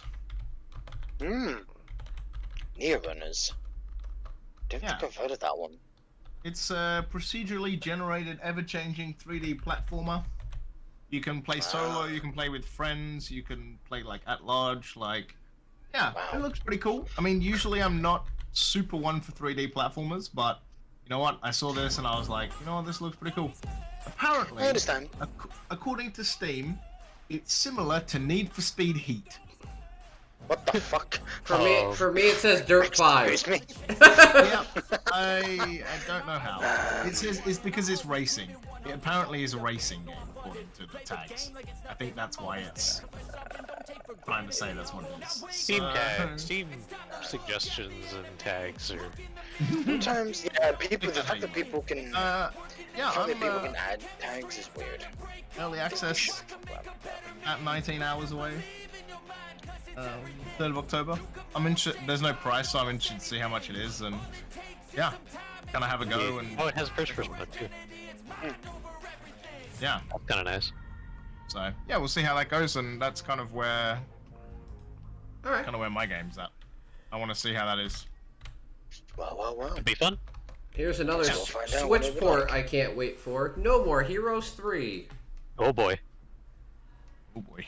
Oh yeah, didn't I mention that? Yeah, you did. Yeah. Because I've never played any of these games though. they're But I have wacky, seen crazy, them. and fun. What's up, Draw? Welcome to the podcast.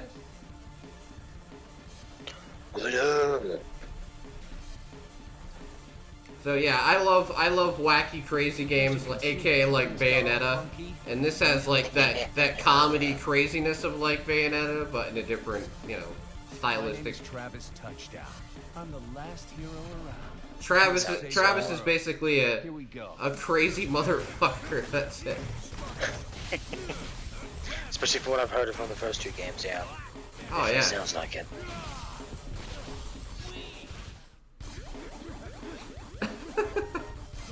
If you watch the trailer, you'll understand. Yep. Plus, you can perform wrestling moves in combat. Why Exactly. the fuck not? Why the fuck not? There's nothing saying you can't do that, so hey, go for it.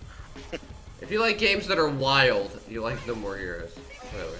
Yeah, pull off your German suplexes and dragon sleepers. Not that I think it would do any good with a dragon sleeper. It's Suplex, also yeah, but it's nice. also very anime too at the same time. All right. Oh yeah. So this next game is kind of like my big hope of the month for a good game because I played the demo and everything else, and I feel like this is going to be a really good one. Asterigos, Curse of the Stars. Asterigos. Ooh. Yeah, you post this one in chat. Yes. a couple days Curiosity ago. drives us forward. Exclamation point social to find out what he means. Oh, not in that chat. And challenge the unknown. Oh. Not that social. Perhaps for the At least I Discord. don't think so. Wait, did you put that in Steam points? Maybe. It also makes us I don't know. forget I our don't think it limits. is. I don't An think so. attempt to control that which should never be. But the demo for this was really polished. And if you have any interest, check out the demo for yourself. The demo is still available. Yeah, it is almost. It's another tiny build published one. Yes. Ah. They're actually pretty good publishers. Quite. Now, developers on the other hand, that depends. But publishers, great publishers. I did get a good laugh though, because it's Acme Game Studios. All I thought about was Looney Tunes. I swear to None of us should repeat the same mistake. Copyrighted. That's why I only did that much. Yeah, this one's got my interest peaked, I should say. Definitely looks like it could be compelling and engaging. I love games like As long as this. it has a decent story. Yeah, that'll help. Yeah, definitely. Especially with the engagement part. I mean, sure, some games can just be, pure fun without a story, but it's what's the term I'm looking for? More difficult. It's not recommended. It's not about having a story. It's not recommended. It's more like Yeah, I would agree. It's a good side on the optional for episode. All right, Silver, you're back up again. Arms Doll. Now, for clarification, it is a mecha VR game. What is it? Which Arms Doll. Doll? ARMSDOLL. Oh, doll. Okay. I was gonna say, is my accent really that bad? Doll. The doll part Doll. was. Sorry. Yeah. I heard arms. I didn't hear doll. Arms Doll. I got it. It's already Doll. done. It's already on there. Dolly. Yeah, there you go. Talk about your damn There you game. go. A mecha VR game. Well, Time. it reminds me of Armored Core, which is my personal favorite of the mecha shooters. Yes, because I never played any Gundam games. I'm sure they're amazing, but Armored Core was where it was fucking at. Because I think From Software actually started the Armored Core series. And it's rumored that they're making a new one. Yes, and I am most intrigued about that very concept. Because I have not played an Armored Core game since the PS2 days. It'll be And Elden. we're talking over a decade and a half. It'll be Elden Core. Don't get them any ideas, Tim, but Mecha Souls-like. I was gonna say, now that you mentioned it, though, I feel like that's uncharted territory. Somebody It should is. probably get on that. I think someone's already tried to do that, actually. now that I think Actually, about it. Jigoku, I've been looking around. Silver and Dan, who's in the chat, both play, and Mermich, all play VR games. Me personally, no, I do not have VR. Yeah. Yes, I have a Rift S. So we do The talk only about reason why VR I games buy quite a bit. The only reason why I'm not getting a Vive is because look at the fucking price tag. 1,000 quid. You can fuck us. I'm not paying that much for a fucking VR set. That's why I decided to get the Rift S, because it was far more fucking cheap. Yeah, I 350. agree. Yeah, that's like not even, that's like a third of the price. Yeah, I'll take that over 1,000 quid. Thank Alright, you. so what do you got, Ray? How much on my PC? Next, we have Puzzle Park. Game as if it was made for me. Ah, it's in the name. It's in the name. There you go. Puzzle Park. We go from shooty VR to absolutely zen puzzle game. Right? Like, Well, we have a good I bunch gave me of... a feel of like genres, I think. Myst and The Witness sort of Yeah, definitely the Witness, I can see. style. It's a shame that the Mist has gone off Game Pass, because I would have played that at some point. I told you, you should have. Yes, I know. They usually sign year-long agreements just to give you a heads up. Yeah. I'm aware of that now. So yes, it looks like a interesting park with puzzles in Interesting it. little puzzle game. It's a Ray game. You'll, It's a me game. if you guys hang out long enough, you'll know what type of games are for what people. Puzzle games or Ray games. It's a me game. It's not minimalistic though. No, the it's difference. not. No, it's not. Oh, well, Drop. I don't have to talk about this game then, because I also had this game on my list. So All right. yes, this is already wish-listed, Puzzle Park, for me. Ah, yes, you do have that on your list. Alright, so what's the next one you got then, James? Marauders. Marauders. So we all pronounce that differently. I pronounce that as Marauders. Don't know why. Marauders is on my wish list. You want to talk about a wish listed game? Yeah. Yeah, I'm super excited for this game. I at TwitchCon Amsterdam managed to play a bit of this game. They had a massive amount of demos set up. It didn't always work. There were some internet issues, to be honest. But there was like 60, 70 PCs with people all playing at once. Damn. It was really interesting. It's a very Tarkov vibe, but it's very like, imagine like kind of World War I, World War II style weapons. Nice. You go in with a ship. There's ship-to-ship combat. People can breach your ship and like get into your ship as well. And yeah, so that's like also a bit random, but it's very good. Like I did really enjoy what I was playing. So yeah, it's got some work to do, obviously. It's not polished by any stretch of the imagination, but it was really nice actually. Like for someone who's played a lot of Tarkov, it was, oh my god, the inventory thing, it was so super similar. But yeah, interesting game, interesting to see how it turns out. Like interesting to see kind of what's gonna happen, whether people are gonna play it that much. Yeah. Yeah, I'm not sure. I think you have to buy it to get early access, so I'm not sure kind of yeah, how that's gonna work.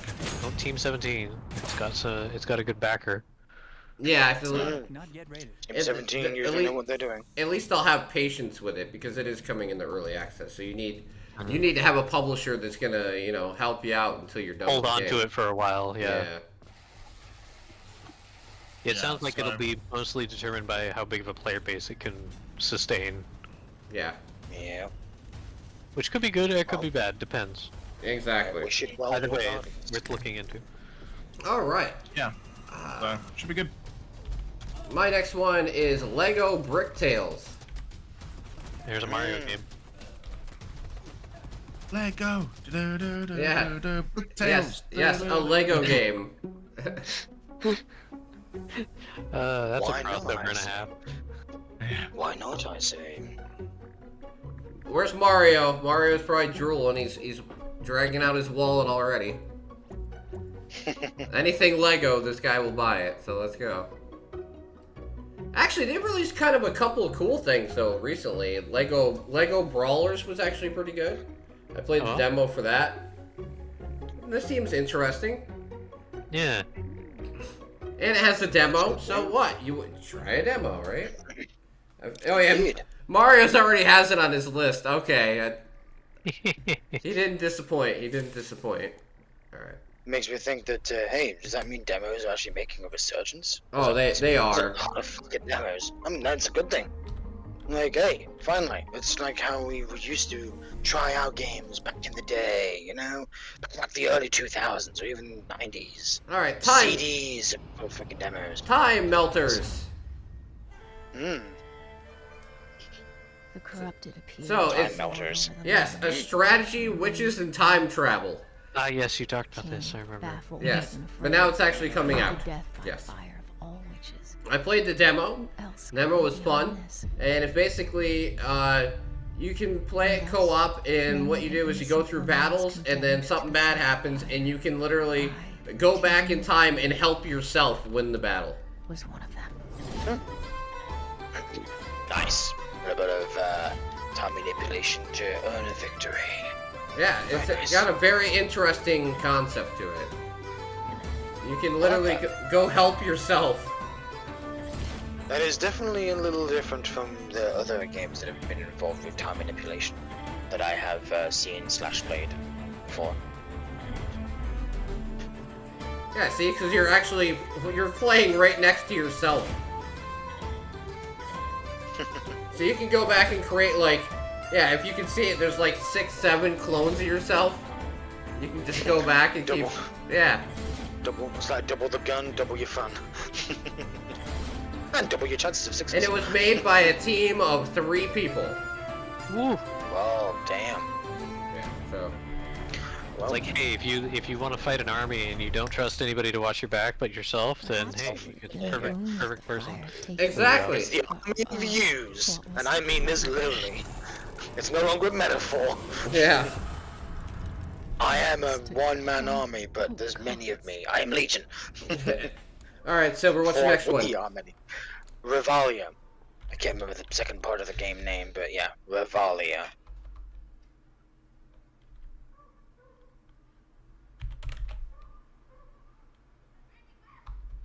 Because I know that we both noticed this game. I was like, it's a, if I remember correctly, it's a CRPG or is it JRPG? I can't remember exactly what it was.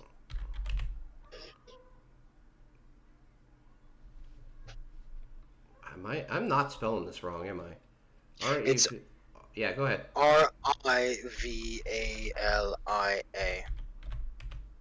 Revalia.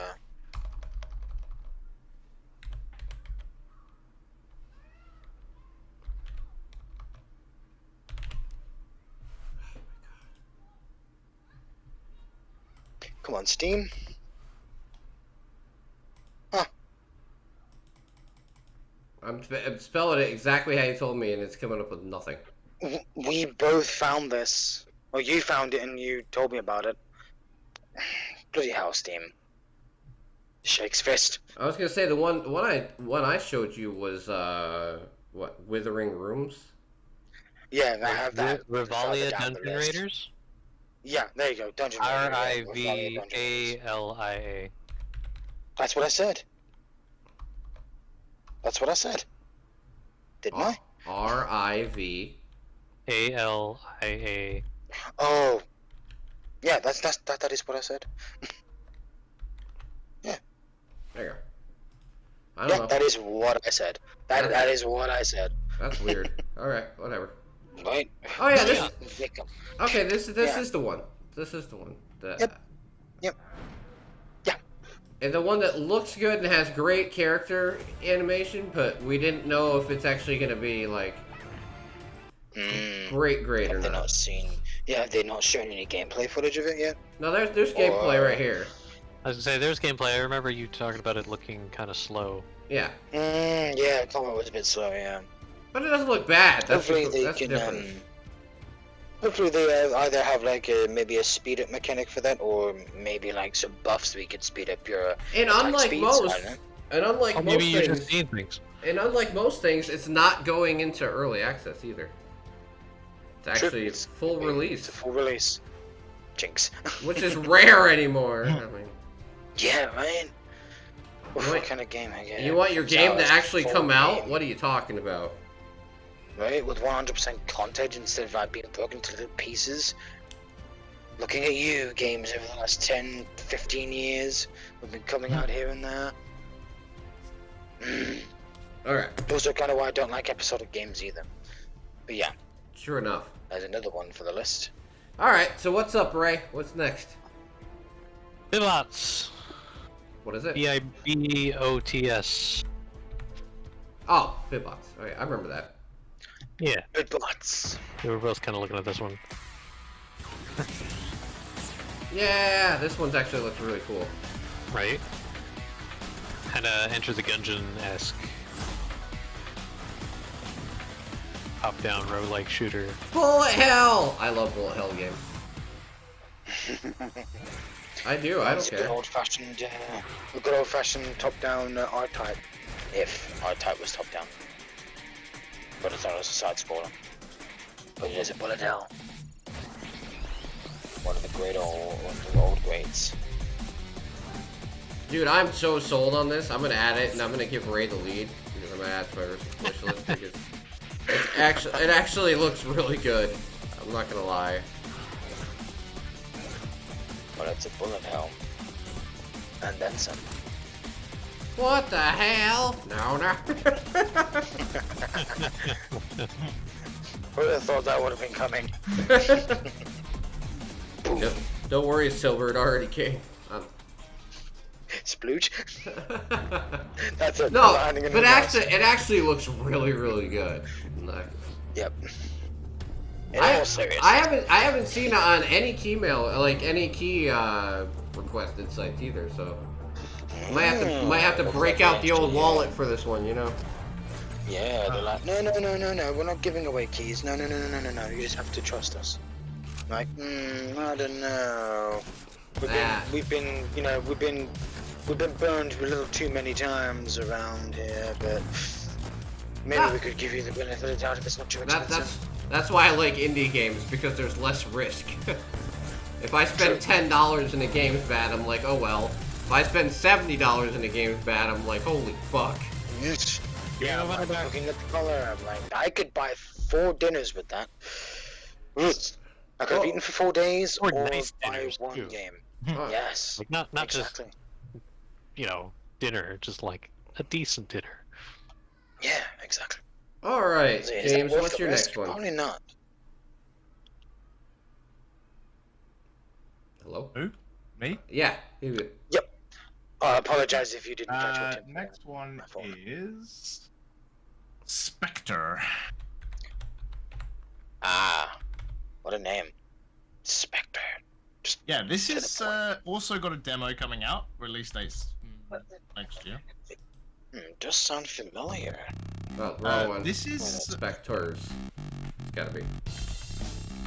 no, it's RE. Ah, Oh, okay. that's Spectre. There you go. Got it. That spelling of Spectre. Right, yeah, because I know of 2 spellings of that. Yeah. There you go. So Go this ahead. looks interesting because this is like a 2v2 game. So 2 of you have to stealthily get in and grab a package, and 2 people have to defend against it. Oh, interesting. A little spy versus, well, whatever the opposite of a spy would be. Spy. So this is like Spy I don't Versus know, spy. spy versus spy with guns. Yeah, there you go. Wasn't there like that old Splinter Cell multiplayer game at one point? Kind of makes me think. Was that There was like Blacklist a or something? PvP. I think one of the Splinter Cell games I think had PvP on it. Yeah, so I'm interested to see how this goes. Apparently, this is similar to Counter-Strike, Apex, and I can see according to Tim Armor 3 and Ghost Recon. So we're gonna see how that works. I Yeah, believe this is multiplayer. 2v2 demo comes out in a week. Or I think in like maybe tomorrow even. Like nothing detected. So don't worry, guys. There might be a lot of firearms, explosives, and animated death, but there is no sexual, drug, alcohol, or self-harm aspects. Or depictions of blood, gore, or dismemberment, which is sad, but fine. Which is surprising, but I'm like, hey, That it's a is- bonus that is- for some that- people that don't like that kind of thing. that is pretty Yeah. surprising, though. Honestly. It's Yeah, interesting. The models and stuff look very good, but the animations kind of look a little janky here and there. So it'll be interesting to see what the demo is like. Yep. Indeed. So, yeah, that's going to be interesting. Yes. So 2v2, gonna have to find some people to play with. Bill? Indeed. The mission.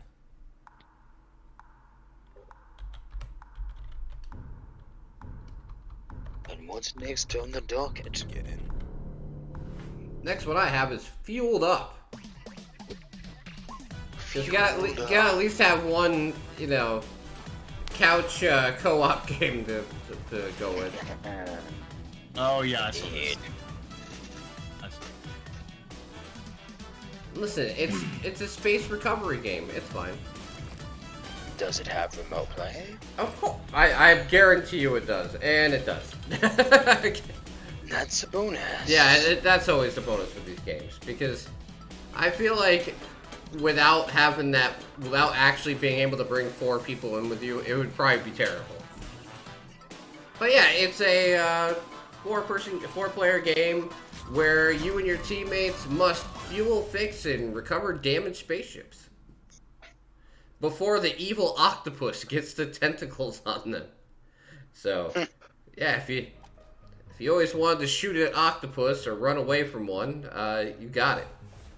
No, I thought I always like games like this I feel like, especially if you have a good group to play with, they can be a lot of fun. It's got a banana. See? Yeah. Perfect. It's got a banana. I just love your reaction to that. It's got a banana. What? Great in potassium? Yes. Except Glove hates them. Alright, so here's my next one. Oh, this is another one that looks pretty good and has pretty good pedigree behind it. The Last Oroku. Or Orisu. I'm not quite sure how to pronounce that. With a strong emphasis on storytelling and player choice. That's where you got me. Yep. That's definitely a plus in my eyes. I'm finding our spaceship, getting out of here. Where is your sense Plus of the idea of a sci-fi medieval world seems kind of interesting. Right? That's a concept you don't see every day. Which is good. And it's co-op, so come on. There's another. You simply Reason own them. why to keep an eye on We it. do. Another It's the one. dawn of our proud empire. Another one. No, it just looks like a lot of fun. I love games in the medieval setting anyway, and it seems to have a interesting take on it. I like the fact that it has emphasis on choices. So I love things where you can mess and fuck with the timeline based on what you say, because I feel like it has a lot of variety to games. So see how it comes out. But yeah, it comes from a publisher that has actually put out a lot of good stuff.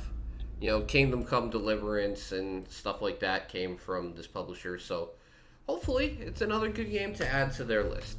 So, all right, what you got, Silver? Alright. Let's see here. Mana Finder. Mana Finder. Let's Got get it. that word. Is either mana or mana? Which one do I go with? Do I imitate Mana? the Diablo warrior, or do I just say it the usual way I pronounce it? Yeah, Mana Finder. There you go. As a Final Fantasy Mana fan, I Finder. will fight you to the death. I'm not sure if did you find this one, or did I? We both did. It's fine. Go ahead. Alright. It's a classic JRPG game.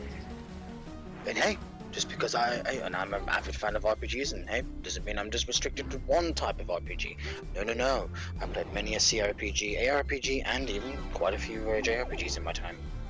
Man, I feel like the So, people at PETA are gonna have a fit over this game. You're fighting rhinoceroses and cockatiels and everything. Like, they're digitally non-existent creatures. Get the Oi. fuck over it. Get the fuck over it. It's not a real creature. They're not real. These are digital They have- pixels. Digitals have feelings too. No, Oh god. Go away, Peter. I was gonna say, when PETA is gonna get involved in that? PETA bread. Go away, Peter. PETA bread. Peter. Not. My God. Not like it would really surprise me that much. All right, what's you got next, Ray? Dude. Maze Blaze. Is that one word or two? 2 words. Okay. I never know anymore with these games. Sometimes they jam the words together. Right? Indeed. Can be a little annoying. But I like the neon, like little Yeah, aesthetic to the great. game. Yeah, the aesthetic Almost isn't bad. cyberpunk. Almost cyberpunk. Shoot and blast your way through alien-infested mazes in Maze Blaze, a roguelike action shooter that's intense both in color and gameplay. Oh, you're into these kinds of games, right? I just look like fun. Not to mention, I believe it says there's co-op. Split Yeah, screen. 'cause, Shared split screen. Co-op. Yeah, Ooh, nice. and remote play. Nice. Very nice. You gotta have that remote play. So yes, procedurally generated stuff and top-down shooter with co-op. Sounded like fun. Well then, you have me marked for that one. Man, Ray's winning again. Damn it. All right, what you got, James? Next up is... Oh yeah, Warhammer 40k Warp Forge.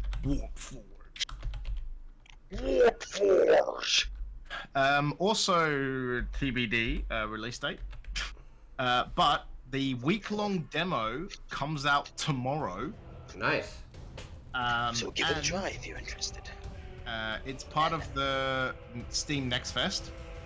It's gonna be a week-long demo. You get like bonus card back, I think, for participating in the demo. So something to check out. It's basically, if you've ever played, they literally call it out. What's it called? The Horus Heresy Legions game, I think, on mobile. There's also like a collectible card game. This is basically that, but the current times. It's gonna be released sometime in 2023, but I'm gonna be playing the shit out of this game for the next week because this looks cool. There you Yeah, go. it's got a demo coming out soon. Awesome. Yep, next week, tomorrow. So Next week tomorrow. next week, well, it's Sunday. So it's fine. Next week. Nicholas. But yeah, I think Depends on when your date.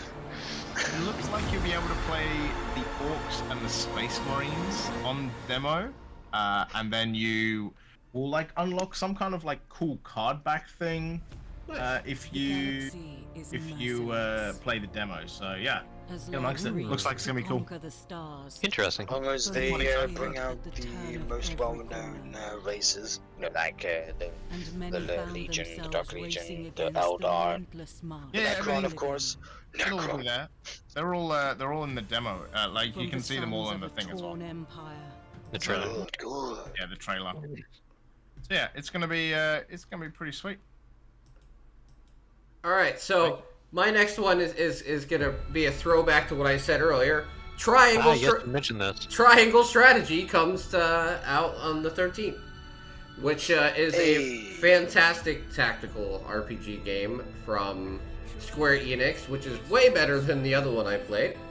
Because I've actually played the demo of this and have quite a bit of time in it. It's very Final Fantasy Tactics. If anybody's a fan of that, cool. This game's very, very close to that. That's the only Final Fantasy game I've actually played. And it does a amazing job at being like a homage to that. Cool. So if you like that stuff, this is the game for you. I feel like maybe, I don't know if I'd pay $60 for it, but I mean, it's gonna be on sale for $52. I don't know. Like, if you can find it on a sale, if you're mildly interested, somebody like me who absolutely loves stuff like this, $50 would actually be a good value for this game, only because it's got plenty of playtime in it. It's not a short game. And the production values on this game, comparably, are really high. It's got a lot of polish, you know, and they don't skimp out on anything with this, because even though it has a 2D HD art style, it does it incredibly well, and it has an incredible amount of detail into everything they put into this game. So, if I was going to recommend anything tactical RPG wise, it would definitely be Triangle Strategy. And then another one is one I already have code for, so I'm guaranteed I'm going to play on stream this month, is Trifox. Because who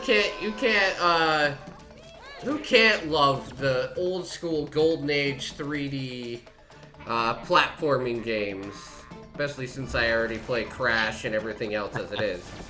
Of course. So basically what they're claiming this is, and I will find out soon enough, is a 3D action platformer of like in the vein of the Golden Age, but with modern sensibilities and control schemes and modern touches to add quality of life to it. So it's a good experience, but it also doesn't feel dragged down by being like nostalgia heavy. So you're gonna get your dose of like 3D platforming, but it also has like twin stick shooter aspects in the combat, and you know, it's gonna have very tight controls, but it's also gonna have like the humor and, you know, the fun and not taking itself too seriously of like the 3D platformers that you grew up, in my case, grew up loving, like Spyro and and Crash Bandicoot and stuff like that. So I feel like it has a lot of Crash Bandicoot, like, yeah, it's also locale design. Like, yes. They look very Crash. Yep. And you basically choose between, even though it's a single player game, you have 3 classes that you can go back and forth with to work your way through situations and see which one works the best in every scenario. So, Alright, cool. Interesting. all right, Silver, what you got next? I don't know how to pronounce this one, so I'm just gonna say it. Zad Malden? Zadmaldan. Zad Malden. Is that all one word? No. There you two go. words. I got it. That and Malden. Zad Malden. My bloody What a sacrifice. What a weird fucking name. Seems we're finally into the Silver games. Yes. Finally a horror game. Then again, Scorn is technically psychological horror, but hey. Yeah.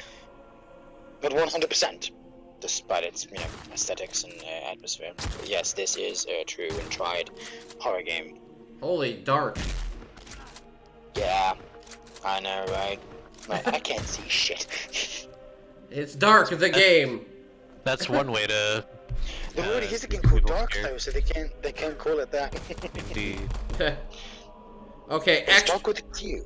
extra dark, the game. Extra dark with an E at the end because we like to be, special. Extra. After Dark. Extra special. After Dark, the darker. The darker. Oh my god. No, after dark, the dark is darker. Get dark or die, or die trying. Darkest darker, the After Dark. Dark is darker, the after dark. Alright, That's Ray, darker than save dark us from itself. this, please. What's your next one? There we go. Cheese! Protect the cheese. My Is that what it cheese. is? Protect my cheese. Protect my cheese. Protect my cheese. Why does that sound funny to me? I do For not some know. reason, but throw the cheese! Sounds Yeah, I funny. know. Insert ASMR video here. So, It's a tower defense strategy game. oh Play my as cats god. to beat cheese-hungry rats. That's great. That is fucking Hey, I did great. it already. It has cats in it. It's cute, it's tower defense, it looks fun. The rats look psychotic in the game. That's even better. Right? They're like, Hey, we must get the rats are cheese cats. at all costs. No, we must Love you, defend the cheese at all It's a costs. sacrifice I'm willing to make. Will to make. Shrek 1. Lord Farquaad. End quote. So yes, protect the cheese. Protect my cheese. Yes, protect my cheese, or else I will turn you into cheese. That's getting cheesy, man. What you got the next, point. James? Me? Yeah. Yep, go for it. Next game is Pattern. What is that? Pattern. Pete? Oh, Pete. Okay. Yeah, well, it's 2 Pattern apparently, but Pattern should also work. Yeah, the second one, Okay. like two Pattern. Squared pattern. so to Squared speak. Pattern. I think who mentioned this? Type Did in you Pattern, mention this? and then it's like the second one. Okay. Gotcha. Jesus. There you go. Got it. There we go. Yeah, this is also got a demo. I think it's demo. Oh no, this is releasing this month. That's what it is. Yep. This So one. many demos. Yeah. This is basically an atmospheric trip through a sliding puzzle game. It's just puzzle. There's no time limit. There's no need to get all the stars. You can if you want to. There are 50 It's puzzles. stress free. Wear some headphones and relax. Just puzzles. Wow. Alright, I'll follow that. Sometimes simplicity is at its finest. When Yep, it is, so- well, Simple. That's a my kind of. Yes, puzzle it game. is. Yes, it is. That's a me game right there. All right, so let's see. Next is the game I'm gonna get Mermage to buy so we can battle each other yet again. Oh boy. What is it this time? Nickelodeon Kart Racers 3. Also, shout out to that pattern game being similar to Stardew Valley and Cuphead, according to Steam. Yeah. No, that is some drastic difference. So it's time. Yo, drunk, you're home. It's time for me and Mermage to take our kart racing to a whole new level. It's about the crew in your corner and the Visit the world of Nickelodeon. Ah, yes. I'm gonna play as Garfield the whole time. I was gonna say, I want you to know, Tim, that you're probably going to regret that because he's probably gonna play SpongeBob and is gonna be just as or more annoying than Simon in Sonic Racing. God. Why did you say that? Wait, does it play in Stimpy? I know, right? I mean, I do like the fact that they actually have voices, which is kind of nice. You have Avatar characters in there too. That's just weird. Yeah. Well, it was on Nickelodeon. When I know, but correctly. still, You can play as Reptar from. It's in. Oh yeah, from Rugrats, right? Yep, exactly. Man, I can't remember. They have Ren and Stimpy. Okay, I'm buying the game. They have Ren and Stimpy. I saw Stimpy. Yep. See? Wait, is the pink one Stimpy or was it Ren? No, the pink one's Stimpy. Ren's Okay, good. Even though I've never seen Ren and Stimpy. Ren's the dog. Right, even though I've never actually watched Ren and Stimpy, I can't believe I actually noticed who Stimpy was. And Jimmy I was like, Neutron's "Oh, in the game. Stimpy." Well, yeah, he's got to be in the game. He's got to be in the game. Okay. He's one of Nickelodeon's like flagship cartoons. No, don't worry, Silver. At the end of the day, at least it has sandy cheeks. I mean, I thought you said Sandy's cheeks. same thing. like Potionomics. sand. Potionomics, baby. Is the next game. Yeah, Another one I'm pretty excited about that these guys kind of Is like I- pointed me in the right direction of. Yeah, I noticed. I was like, hey, wait a minute. Exceed and Marvelous is a really good pedigree there, so it's got quality. And Yeah. it's a deck building shop simulator, so you know. Mm-hmm. I wonder Did why. Animations were fantastic.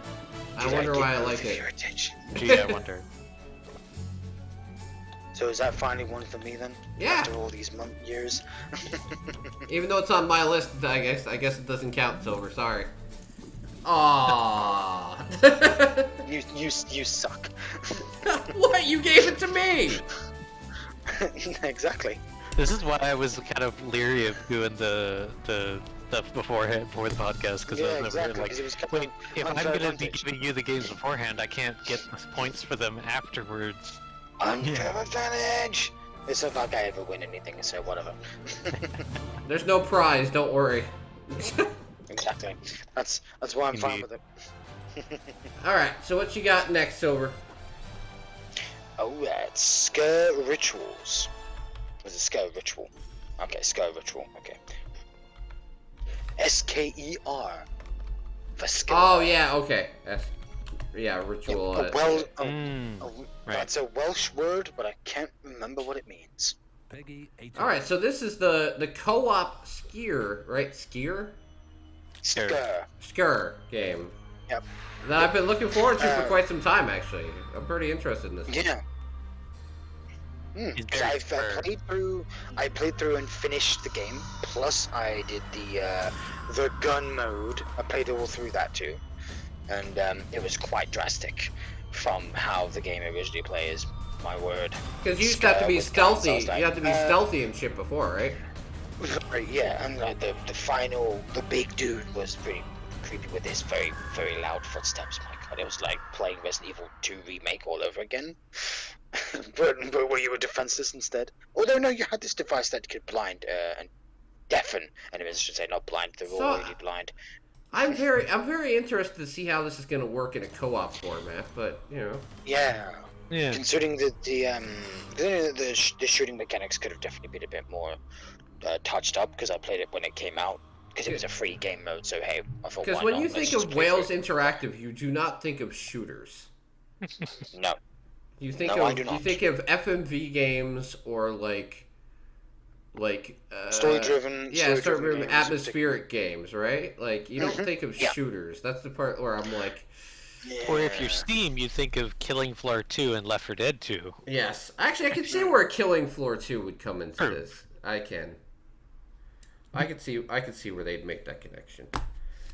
All right. So what you got next, Ray?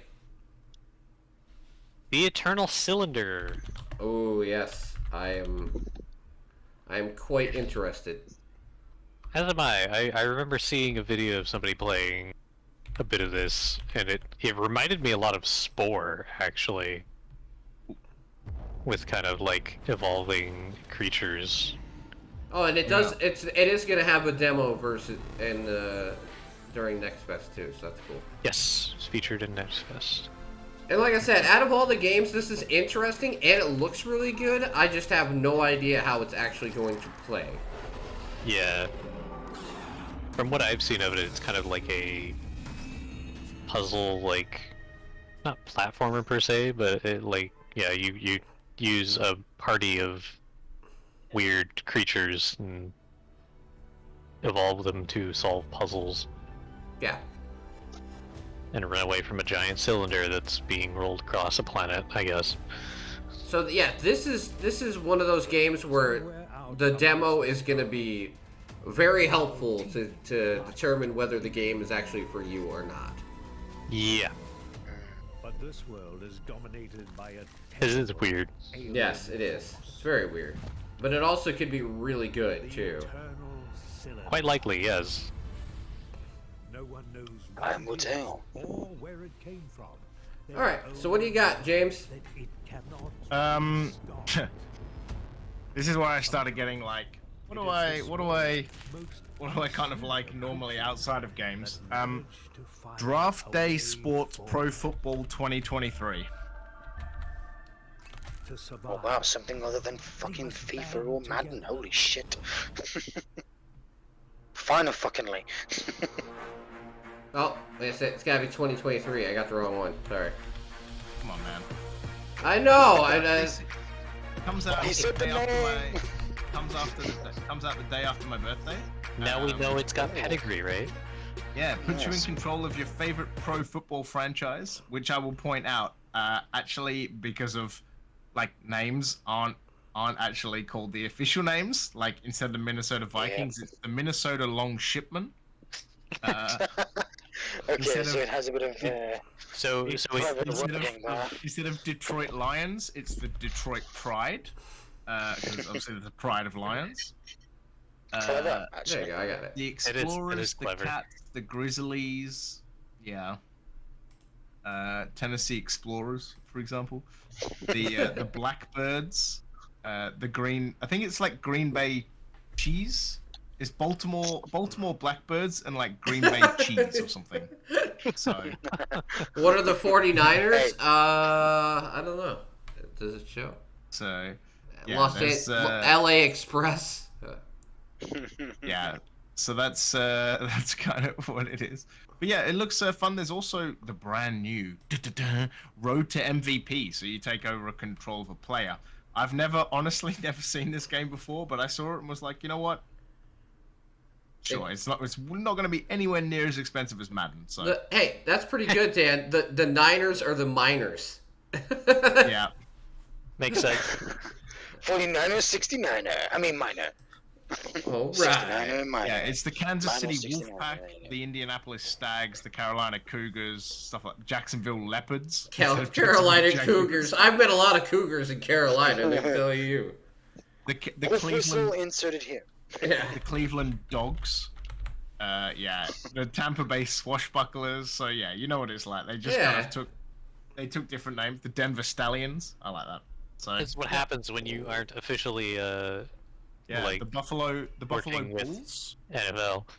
Although I will say it is odd that they have New York Towers and then they have two towers. So Oh. Too yeah, soon. Too soon. Yeah, It's done. yeah he says 21 years later. I was gonna say, what is New York's theme usually? There's Big a Apple? giant Isn't it and like a supposed to be like an apple, or is it a Statue of Liberty? I don't know. I don't live there. The Ask New a York native. the New York unvertically challenged. I mean, Nice. all right. So my next one is the Uncharted Legacy of Thieves collection. Ah, Ooh, yes. nice. Very nice choice. That. Straying back into AAA territory. I am still fucking pissed though. How can you release 4 without 1, 2, and 3? 2 and 3. Yeah, right. Because I've heard that I have seen the Jack playthrough 3, and that wasn't the best of them. But I heard that 2 is the best of the trilogy. But you can't fucking play them because Sony is like, no, we're just gonna release the 4th one. Fuck off. The collection is Uncharted 4, A Thief's End, and then the Lost Legacy like expansion thing they did afterwards. No, it's yeah, so that's What's what the the fucking collection. four point into of the that? DLC Why or did- something. Yeah. Why do they do it like that? That's stupid. But it's dumb. Naughty dog. I just don't get why I should play one of those. I played Uncharted 1 like years ago on PlayStation. But the fact is like without playing the other ones, how are you gonna get invested in 4? Right? You're not gonna know who the fuck these characters are. You're not gonna know what the hell's going on. You're I not don't- gonna know I don't why this wanna person is here. I don't want to have to go watch a YouTube video to get my backstory to catch up. I mean, I didn't watch anyone play the first 2 games, but I said watched Jack play through 3, and I was like, okay, I know who this is. I get this and that, because they in the 3rd game they do like revisit Nathan Drake's past as a child and with his brother doing this and that. But yeah, I'll leave the rest for you to figure out if you ever play 3. Yeah, I've heard the movie was crap, but hey, that's just me. With That's what I've heard. Tom Holland as everything. I mean I don't watch video game adaptations of movies. I mean movie adaptations of games. Excuse me. Blech. All right. Really, I don't watch them. So it's that time of year, guys. Every October, one of these comes out. It's time for the Jackbox Party Pack 9, and I own I own every one except this one, so it's gonna be mine. 99999. Great, I can finally pull off the 9 joke. 99999. Tim's over there. 9, it will be mine. Yeah, 9. 9, I don't want to play number 9. Well, especially since it has Fibbage 4 in it as the headliner. Yes. I love Fibbage. antiques by giving them funny backstories in the magical realm of junk. If you can. Plus, you know, as a streamer, it always pays to have Jackbox. I love going to that once in a while. I love being able to just be like, what game do you guys want to play? I only got all of them. So, except for 1. yeah, the first one. I don't have the first one either. I'm sorry. I don't have Jackbox Party Pack 1 either. Yes, Uncharted is a PlayStation exclusive set of games. Yes. The rest of them That's why are, I've never besides played the one that... Yes, Uncharted is Sure. exclusive. Yep. Besides the 4. Yep. That's probably why you've never played it, or you just don't care about Like it. Either way. I guess in December the Miles Morales Spider-Man game is gonna come out on PC as well. Oh boy. Yeah, that one is far shorter than the one with Yeah. the other one. Excuse me. My son. I'm waiting for my son to finish Spider-Man before I start playing it, but he's having a ball with it. But he's like, He's not having fun with Spider-Man though. It's like literally grappling hook the game. Oh yeah. Because If you make a Spider-Man game and it's not fun, you are a failure. Can I say that I don't want to say this because it sounds stupid, but like the type of game that Sony thrives at making isn't really my favorite type of game. So like God of War and not so much Uncharted because like Tomb Raider and Uncharted are pretty much parallel. Yeah, I enjoy them. They're very similar. Very similar. Yeah. But Spider-Man's different too. But like their core games that they make, like all seem to be third-person like action adventure games that are pretty much always playing the same lane. And so for me, it doesn't, like, God of War, the new God of War game, like, 2018, sorry, but I know Ragnarok's coming soon. Well, it also depends on which era of Sony you're talking about, because obviously there were the early 2000s. I know, like, and the late 90s. And like, God of War 1, 2, and 3 are my generation's God of War, right? PS3. Like, Yeah, PS3, PS3. God of Boy, as we call it now. Dad of Boy, get it right, Dad of Boy. Is more of, like, the next generation's God of War. Well, it may not be. I mean, I may have played all or most of the original God of War games, but I actually do, and I did enjoy God of War 2018, to be honest. All right, so Silver, what's your next one? I didn't enjoy this. Let's see. Look, see, Chasm: The Rift. Which, to be fair, this is more like a modern update re-release of the original Chasm, which is almost 20 years old now. Intelligence has received word of a disaster from but one of the let's be fair. This never was on Steam until, well, it will be. So I think that's fair. Do you think? Because the title is also redundant. Yeah, Chasm: The Rift, because well, the rift can be a chasm. We have made it back to Silver territory. Yep. Get another retro shooter. When I mean retro, I really mean retro. Yeah, this one's retro. Oh yeah. Like late 90s, almost early 2000 retro. But yeah, this game had never had a modern port or modern release. It was a very old game, and you could only really play it through a Source engine until now, which is being completely updated to be played on modern hardware, which is great. No more needing to sift through Source engines. Now you can just play the game from the get-go without having to fiddle with anything, which is great. Just like they're doing with quite a few other classic retro shooters back in the day. They're bringing them out with remasters. Nice. Which is great, if you ask me. Blood got one a good couple of years ago. All Instead right. of DOSBox, now we can actually just play games directly from the EXE. Which is nice. Ray, what's your next one? DOSBox. Her name was Fire. This woman's on fire. This is also getting a demo for Next Fest. God damn it, I literally said before the podcast not to fucking... just to burst out yeah, exactly. Damn it! Come on, guys! Stop mentioning anything to do with any song that I might know. Oh, that's okay, I'll stop talking now. Oops. No, we can't lose you, Ray. Why? If I say anything, it's gonna be a song. No, you have games to talk about too. Just like all of us. Just like the rest of us. So I only got 3 more after this. It's fine. So Bullet Hell, Bullet Hell, and Bullet Hell. Oh. Yep. Oh, you have 3. Oh shit. Yeah, it's okay, Silver. Shit. Tim has more than you. No, actually, I'm almost done.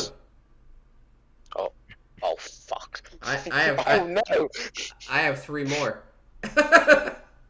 Oh god, no. Yeah, how's it feel? How much you got, Silver? He's counting. Oh man. 10 plus an expansion. Oh shit. All right. Oh, God, Silver's gonna be doing 2 between all of ours now.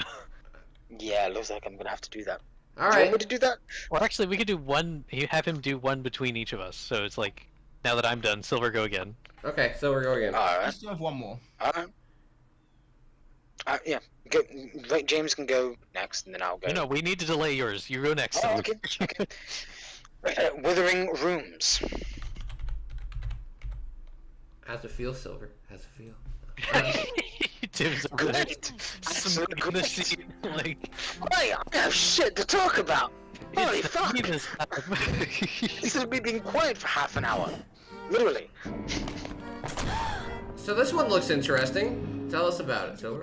I remember seeing this and thinking, oh, this is a Silver game. Horror games. Actually, wait, you saw this too, didn't you, Tim? Yeah, I'm the one that told him about it. Yeah. Because I think I have played just a few like 2.5D horror games, like the Coma 2. That's a great example of 2.5D horror game because I have not finished it, but I did get close to the end of the game. I did play more of that like during last year. Dude, she can handle a gun really well and do a nice roll. Holy shit. And you know what? It's about time in a game like this where we can actually defend ourselves. But of course, I hope we're limited by ammo. You know, we don't have to use it all the time because then I'll be like, okay, no, because I want us to be survival, not say, oh, you can just breeze through this. No. That actually looks pretty. That looks pretty decent. I'm gonna say, like that looks like a pretty good game. The animations didn't actually look janky. Usually they would, especially in 2.5D. All right, now you can go, James. Okay, last one is Ozymandias Bronze Age Empire Sim.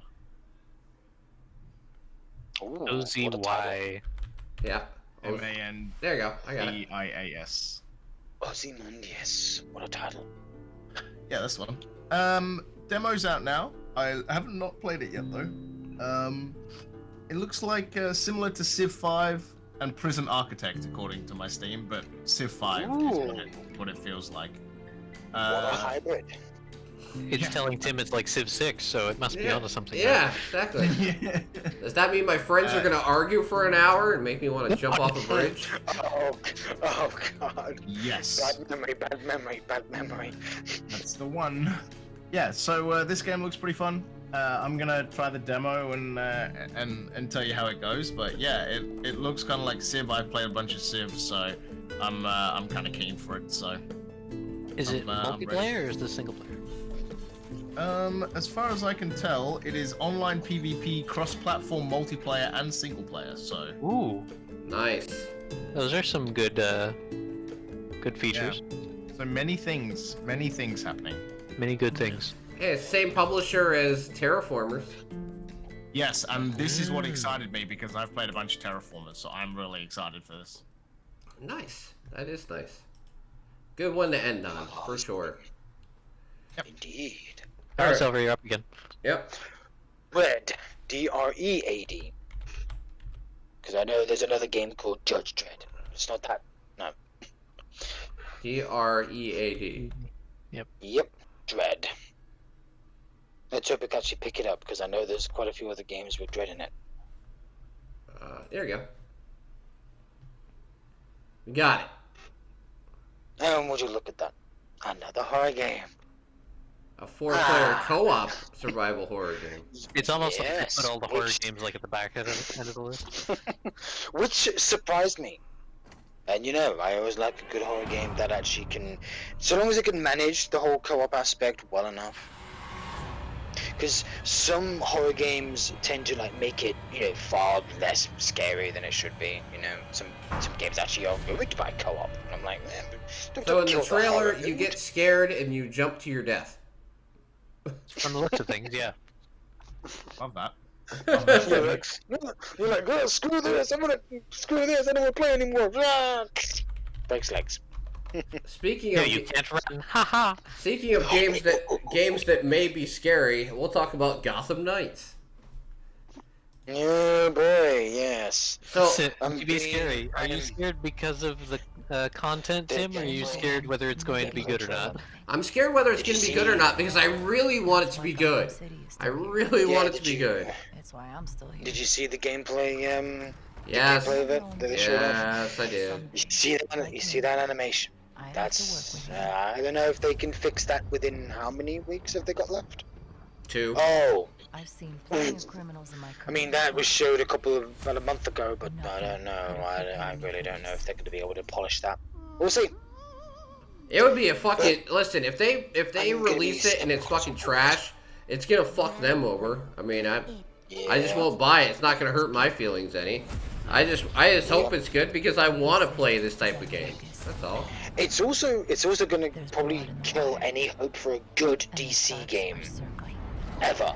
I mean, Batman will probably be the last good DC games to ever to come out. I mean, they already. And then there's Suicide Squad. They already delayed the Rocksteady game for Suicide Squad. Yeah. So. I don't know, man. I guess we'll have to wait and see. I hope it's good though. I really hope it's good. Well, I'll be skeptical. I won't say won't have faith, but I'll remain skeptical until I see some actual legit. No, because I'd love to be able to play a game like this, because I love Red Hood, I love Nightwing, Robin's a great character, Batgirl's great to have in there too. I mean, I hate the idea that, like, she was paralyzed, but we fixed her. Like, that's kind of weird, but, you know. I do like the fact that it's going with a lot of, I'm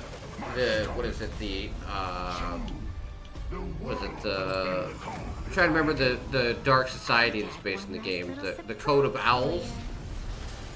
Yeah, the Cult of Owls. Yeah. Yeah. So it's definitely. I don't know much about EC7. Well, they're like more about Lazarus pits and bringing people back from the dead. Wink, wink. Batman is dead. Gee, I wonder where that story's gonna go. Yeah.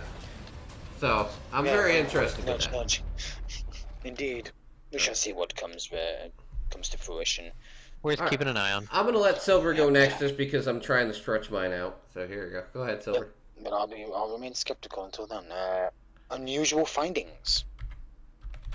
How many more you guys? Hmm? How many more you boys got between you? I got 2 left. North Forest I have 3 left. I have 7 plus unusual findings. And oh, good. We should be able to do it without anybody having to drone on for too long. Yeah. Yep. I might head off after 1 or 2 more, just because I Alright. Yeah, no worries, dude. You decided to go looking All for right, the ship? I told you can take off whenever you need to, James. Yeah. Yeah. All right. So- As always, great to have you, James. Yeah, but look, it's a very retro point and click game. I'm kind of down with it. Yeah. It reminds me of like a little Lakeview cabin, I think it was called. And I've played a couple of other horror-related point and click games, like Unavowed. That's a really good one. Played voice acting too, for some very snarky characters. I should really try to finish that when I'm able. And then there's that Techno Babylon. That was a good one too. I love the Cyberpunk thing. I just love how on the head the name is. I just love how on the head the name is. It's like unusual findings, Stranger Things. Yeah. All right. So what you got, Ray? Are we not making Silver go between us again? Oh, he just went. Oh, is this his? Yeah. Oh, never mind then. I mean, I can throw in another one. No, it's fine. So I took this one because it looked cute and it looked like a Mermage game when Tim brought it up. Coral Island. Yes, this one does look really nice. I'm gonna catch you boys later. You have a good one, alright? Thanks for having me on. James. Hey, James. Bye, guys. Thanks for having me around, man. Peace. Alright.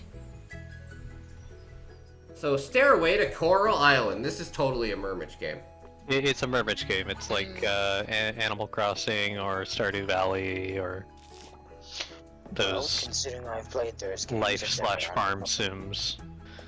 Hey, I'd play it here and there just for something else to do. It's nice to break the, break the norm that I would usually play. It's kind of why I like pick up the games out that I've never really played for genre-wise. Coming out to early access and it's published by Humble Games. I know. Hey, so was Proteus, believe it or not, which surprised me. I know. People are gonna get sick of mentioning Game Pass Day 1. Yeah. Oh, is this? Yes, Or it is is. Yeah. Humble Games has a deal with Microsoft. With Game Pass. They're releasing all their games to Game Pass Day 1. Just like Moonscar. Nice. Yeah. Awesome. Oh yeah, Moonscars, that came out recently. Yes, it is. I don't know if I'd give that a try though, because I've read the description. I'm like, it's a Souls-like Metroidvania. I don't know how I'd feel about that. Hey guys. Yeah. I think one of these characters, like, if you see them meet the Datables, I think one of these characters looks like Mermage, actually. Oh no. Oh boy. Wait, Mermage would date himself. That's weird. No, theoretically. Scratch, I said that.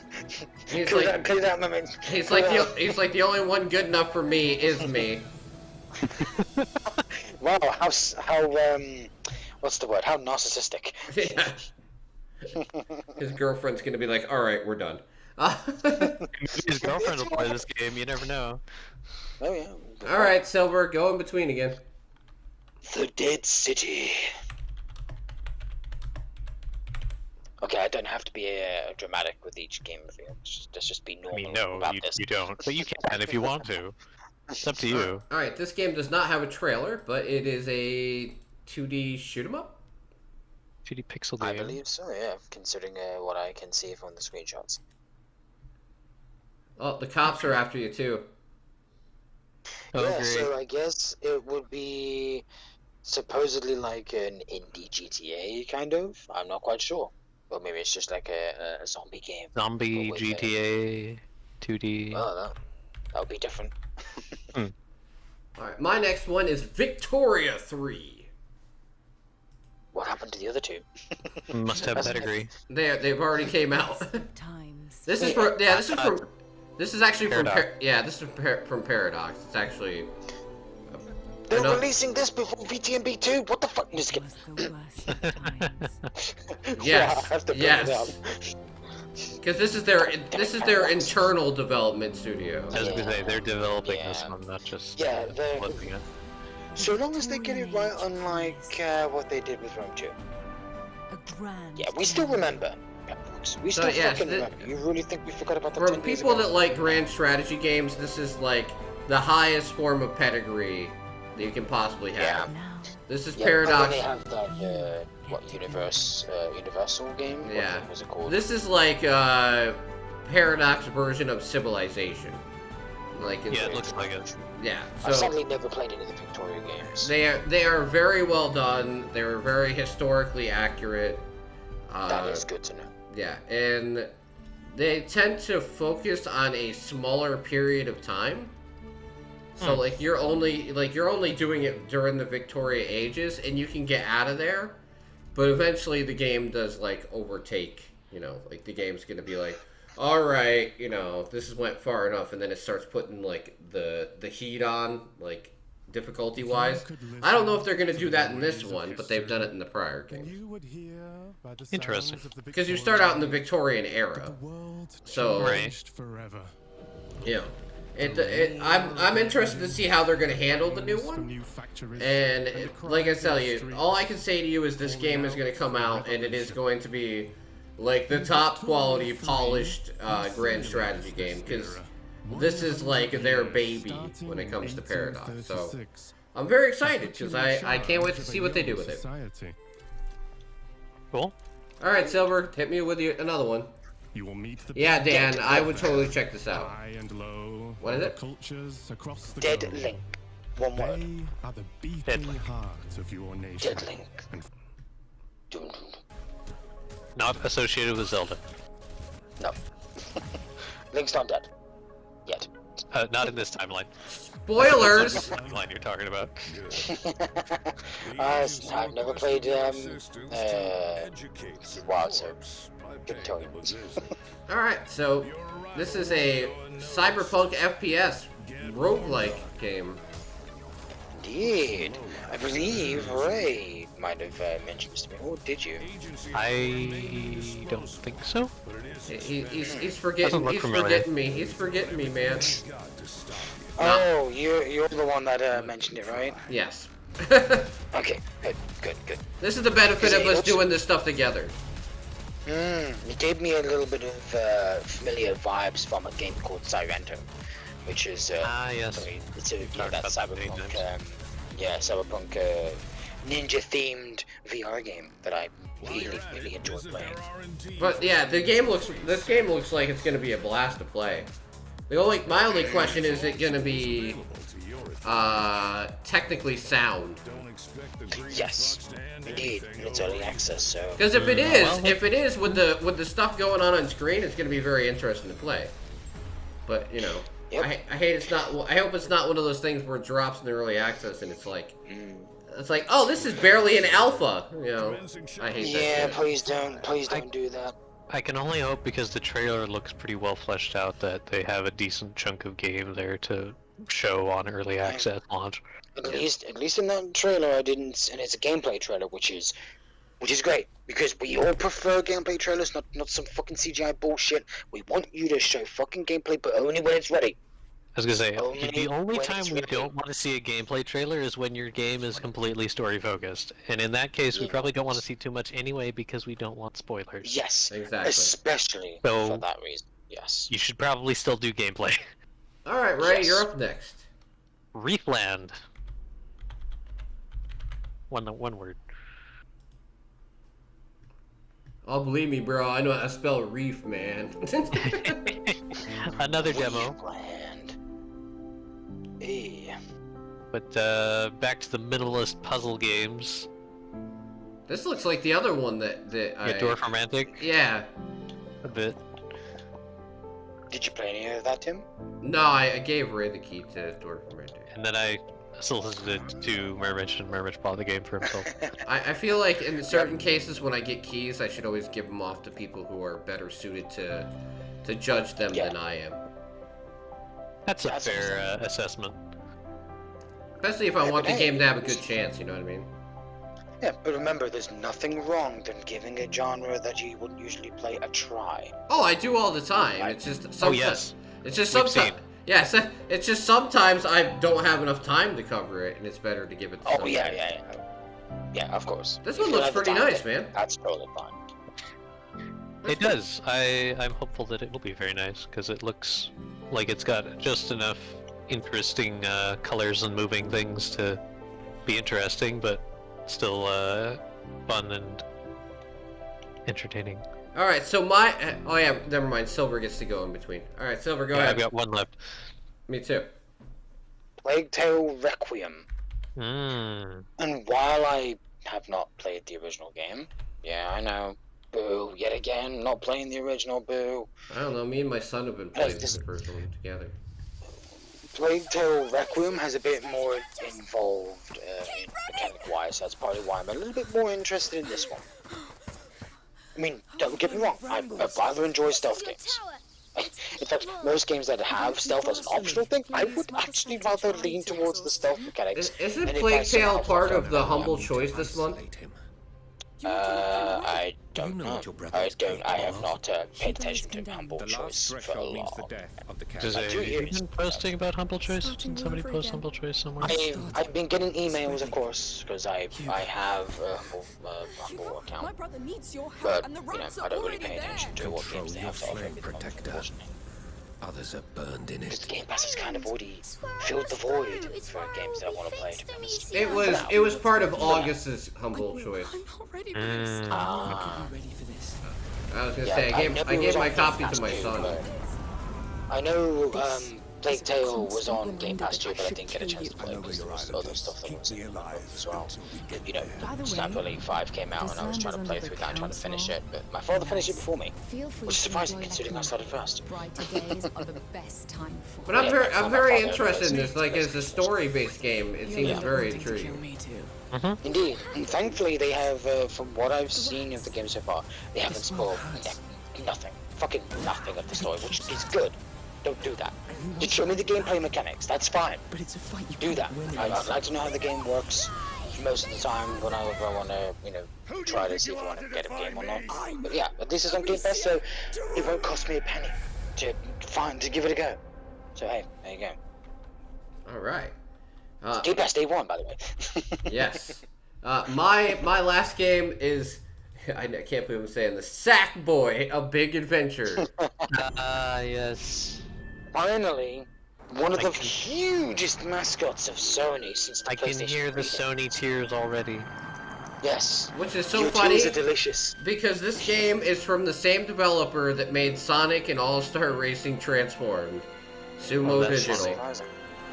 That's funny. Look at the drastic differences between those two games. One's a racing game, one is an adventure game. How different in genres and styles. Right. But yes, one of the biggest mascots of Sony comes to PC. Yes. As if God of War didn't already and Horizon, but they're not the biggest names of Sony. Get a hold of me when Returnal comes out. I'll buy Returnal. Oh, you sure about that? I heard that's very challenging.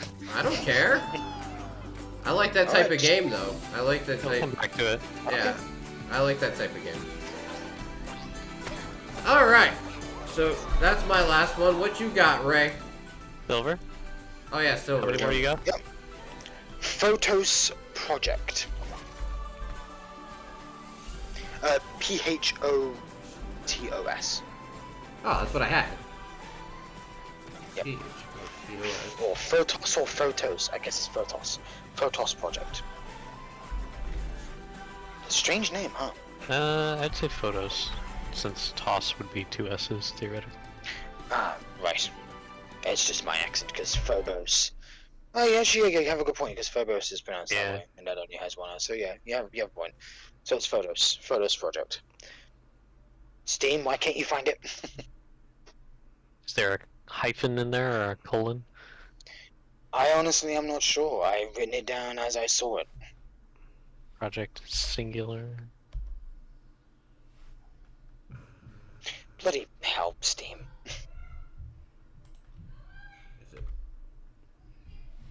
Because I did see this on the list. I should have written it down as I saw it. I know, But I did. I'm trying to give it the best chance of finding it.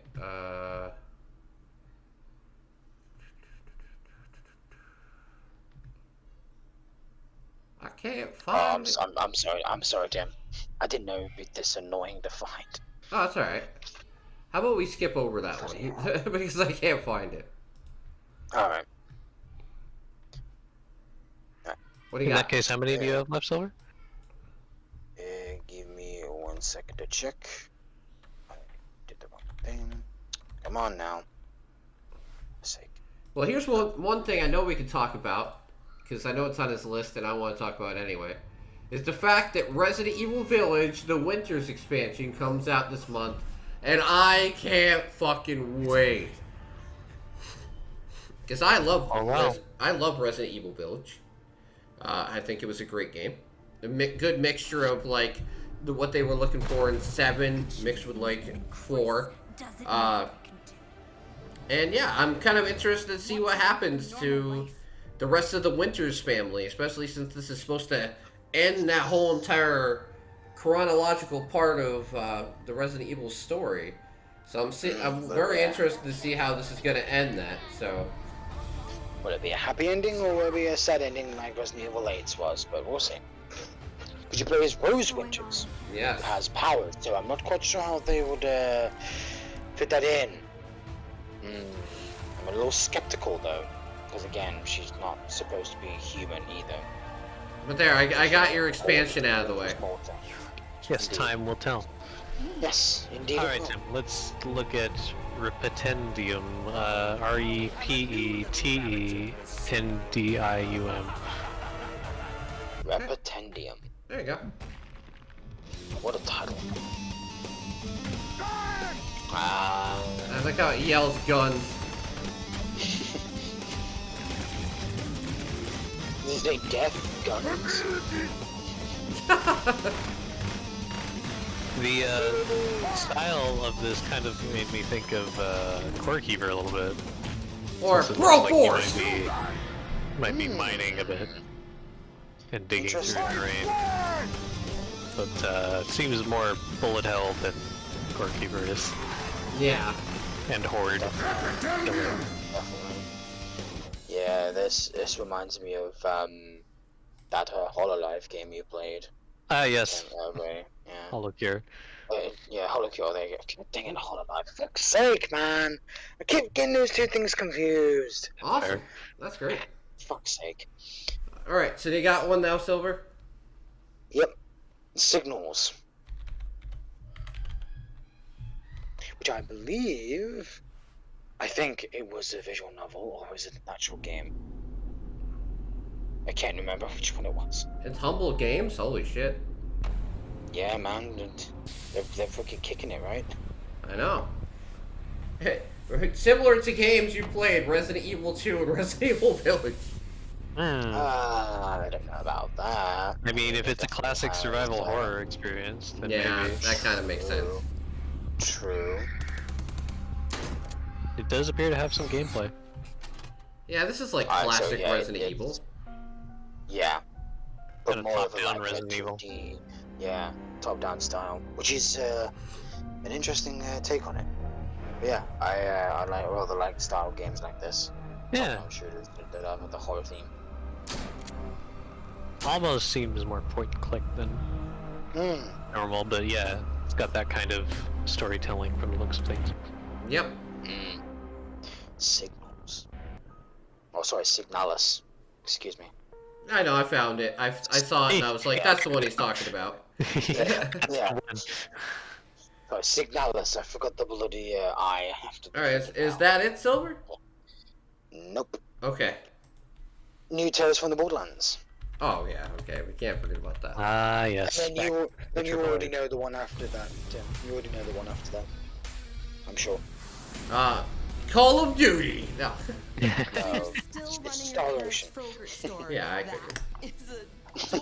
I figured. As soon as the insurance money comes in. Alright, so I can't wait to see how this goes. Yeah, so I do have a key request in for this, and Jess wants to play the first one on stream with me before this one comes out, if we can find time. Ooh. That could be fun. Yeah, I don't know how long the first one is, but we'll try. I'd say to maybe the max of 10 to 12 hours. It depends on how quick you are with your responses and what choices you pick. Because of course, as every other Telltale game, your choices matter. That's awesome though. I can't wait to try it out, honestly. Anything Borderlands I'm interested in. Especially since this is an in-house game now instead of a Telltale game. So so now they can like really mess with they can do whatever they want because they have the canon. So like hey, well, actually, the original Telltale's game is actually canon. Oh, I know. The lore in that game is canon. That's how some of the characters ended up in Borderlands 3. Yeah, Reese showed up in Borderlands 3. Not the female companion. I can't remember her name. That was sad. She was a good character. It's snarky, kind of like you, Tim. she was like you, Tim. So we'll bring up the $75 edition of Star Ocean just to make Silver feel worse about himself. Okay, I'm leaving. Bye. Perfect timing. That's the digital deluxe upgrade. Hello, Ava. Star Ocean. All right, so yeah, I am very excited about this. I love Star Ocean. I have never played Star Ocean ever. Yeah, I know it was originally on the Dreamcast, way back in the early 2000s. Oh yeah, way back. Ava, yeah, new Tales of the Borderlands game coming out this month, Ava. I'm just hoping they actually do a good job on the game because I really It's been a while since the last Star Ocean game. Yeah, it has. It's like it's me to deserve a good one. Yeah, just have some skepticism then, Tim, and it won't feel as bad if it turns out to be. I don't know anything about Tri-Ace. The development studio Tri-Ace. Yeah, I've never heard of them, or at least I don't know much about them at all. Yeah, I'm pretty sure I've never heard of them. So. Like, listen though, if it's a good JRPG, I will play the fuck out of it because there's not enough of them. Because now everything's an action RPG, so for the most part, like you're left behind if you love those type of games like I do. What the heck's this supposed to be? And this is why I like to, have a diverse love for all RPG genres. Not just the CRPGs, not just the ARPGs, not just the, good old-fashioned RPGs, not just the JRPGs, but all of them. There are so many RPGs out there. All you gotta do is look. I mean, some of the great ones are obviously Japanese. Because they know they're JRPGs, my friends. They know they're JRPGs. I mean, they are the innovators of JRPGs. Without Japan, there would be no JRPG genre. But yeah, we'll hope. Turn-based RPGs, yes. We'll hope and pray that it's gonna be good. I do want to cross your fingers, but I will remain skeptical. Tri-Ace is the originator of Tales of Fantasia, the first game in the Tales of series, as well as the precursor to Star Ocean. Okay, well, you know what? Then I'm okay it. with it then. Yeah. I never played that game, so Alright, it's a shame. I'm not going to talk about it, but here's Call of Duty Modern Warfare 2. It comes out, if you don't know, because everybody plays COD except for me, I guess. And me? What are you talking about? No, I'm talking about streamer-wise, not you Me guys. 3. Yeah, me 3. Alright, so I do want to make some honorable mentions before we go. This month on the Epic Game Store, a new Ghostbusters game comes out. Hey, it's about fucking time, but let's hope it's actually good. It's not. This one's not on Steam either, but Overwatch 2 drops on October 4th. Ooh, I've heard some bad things about that one. Did you read the news lately about that? Yeah, still not as bad as Stadia. True. It's still pretty fucking scummy. It's business, man. I've gotten used to that shit. I don't care. It's still scummy. Let's see. Two Switch games I want to bring to everybody's attention this month. Bayonetta 3 drops this month, so if you want some sexy witch action, because she's hot. I should just get Bayonetta 2 and give that a go. Fuck it. I have a Switch. I have a giant TV. Fuck it. Mario Rabbids 2 also drops this month, which I am totally looking forward to. I love those games. And as you said before, it's like XCOM mixed with Mario. Why not? It is. That's essentially what it is. So yeah, that's the end of the podcast. But before I go this month, I actually have something pretty cool to announce. So I've done my best to try and bring more traction to the podcast through Twitch and through YouTube, and with mitigating success. But I managed to get enough traction and enough people to notice that the streaming service called Utomic has reached out and offered to sponsor the podcast for the next 6 months, starting in December. And I don't have to sell anything. This is not where, oh my god, you guys get to sign up and use my promo code. No. All I got to do is bring up one game a month that they have on their service that I think is good. And in return, they will start pumping money into our podcast. Starting in December, it will be on all streaming platforms. It's going on Spotify. It's going, iTunes, the whole entire 9 yards. The podcast is going to be spread as far as I can to hopefully even gain more traction. The more places I put it out to, the more chances for things like that to occur. And the exciting news for people like Silver and Ray is that the sponsorship is such a high amount that after doing this for years, Silver and Ray are actually going to get paid for being on the podcast with me. And they're actually going to get paid for their effort, and they actually get money each month for doing this. So we don't have. Dude, no. I'd still do this for free. I'd still fucking do this for free. I don't give a shit. You're one of my friends. Yeah. But I don't think he's doing this because he thinks he needs to pay us. It says, return of our time. So after all this time, at least Silver and Ray and Murmich on any month that he's on will get paid for being on the podcast. That's bloody awesome. So hey.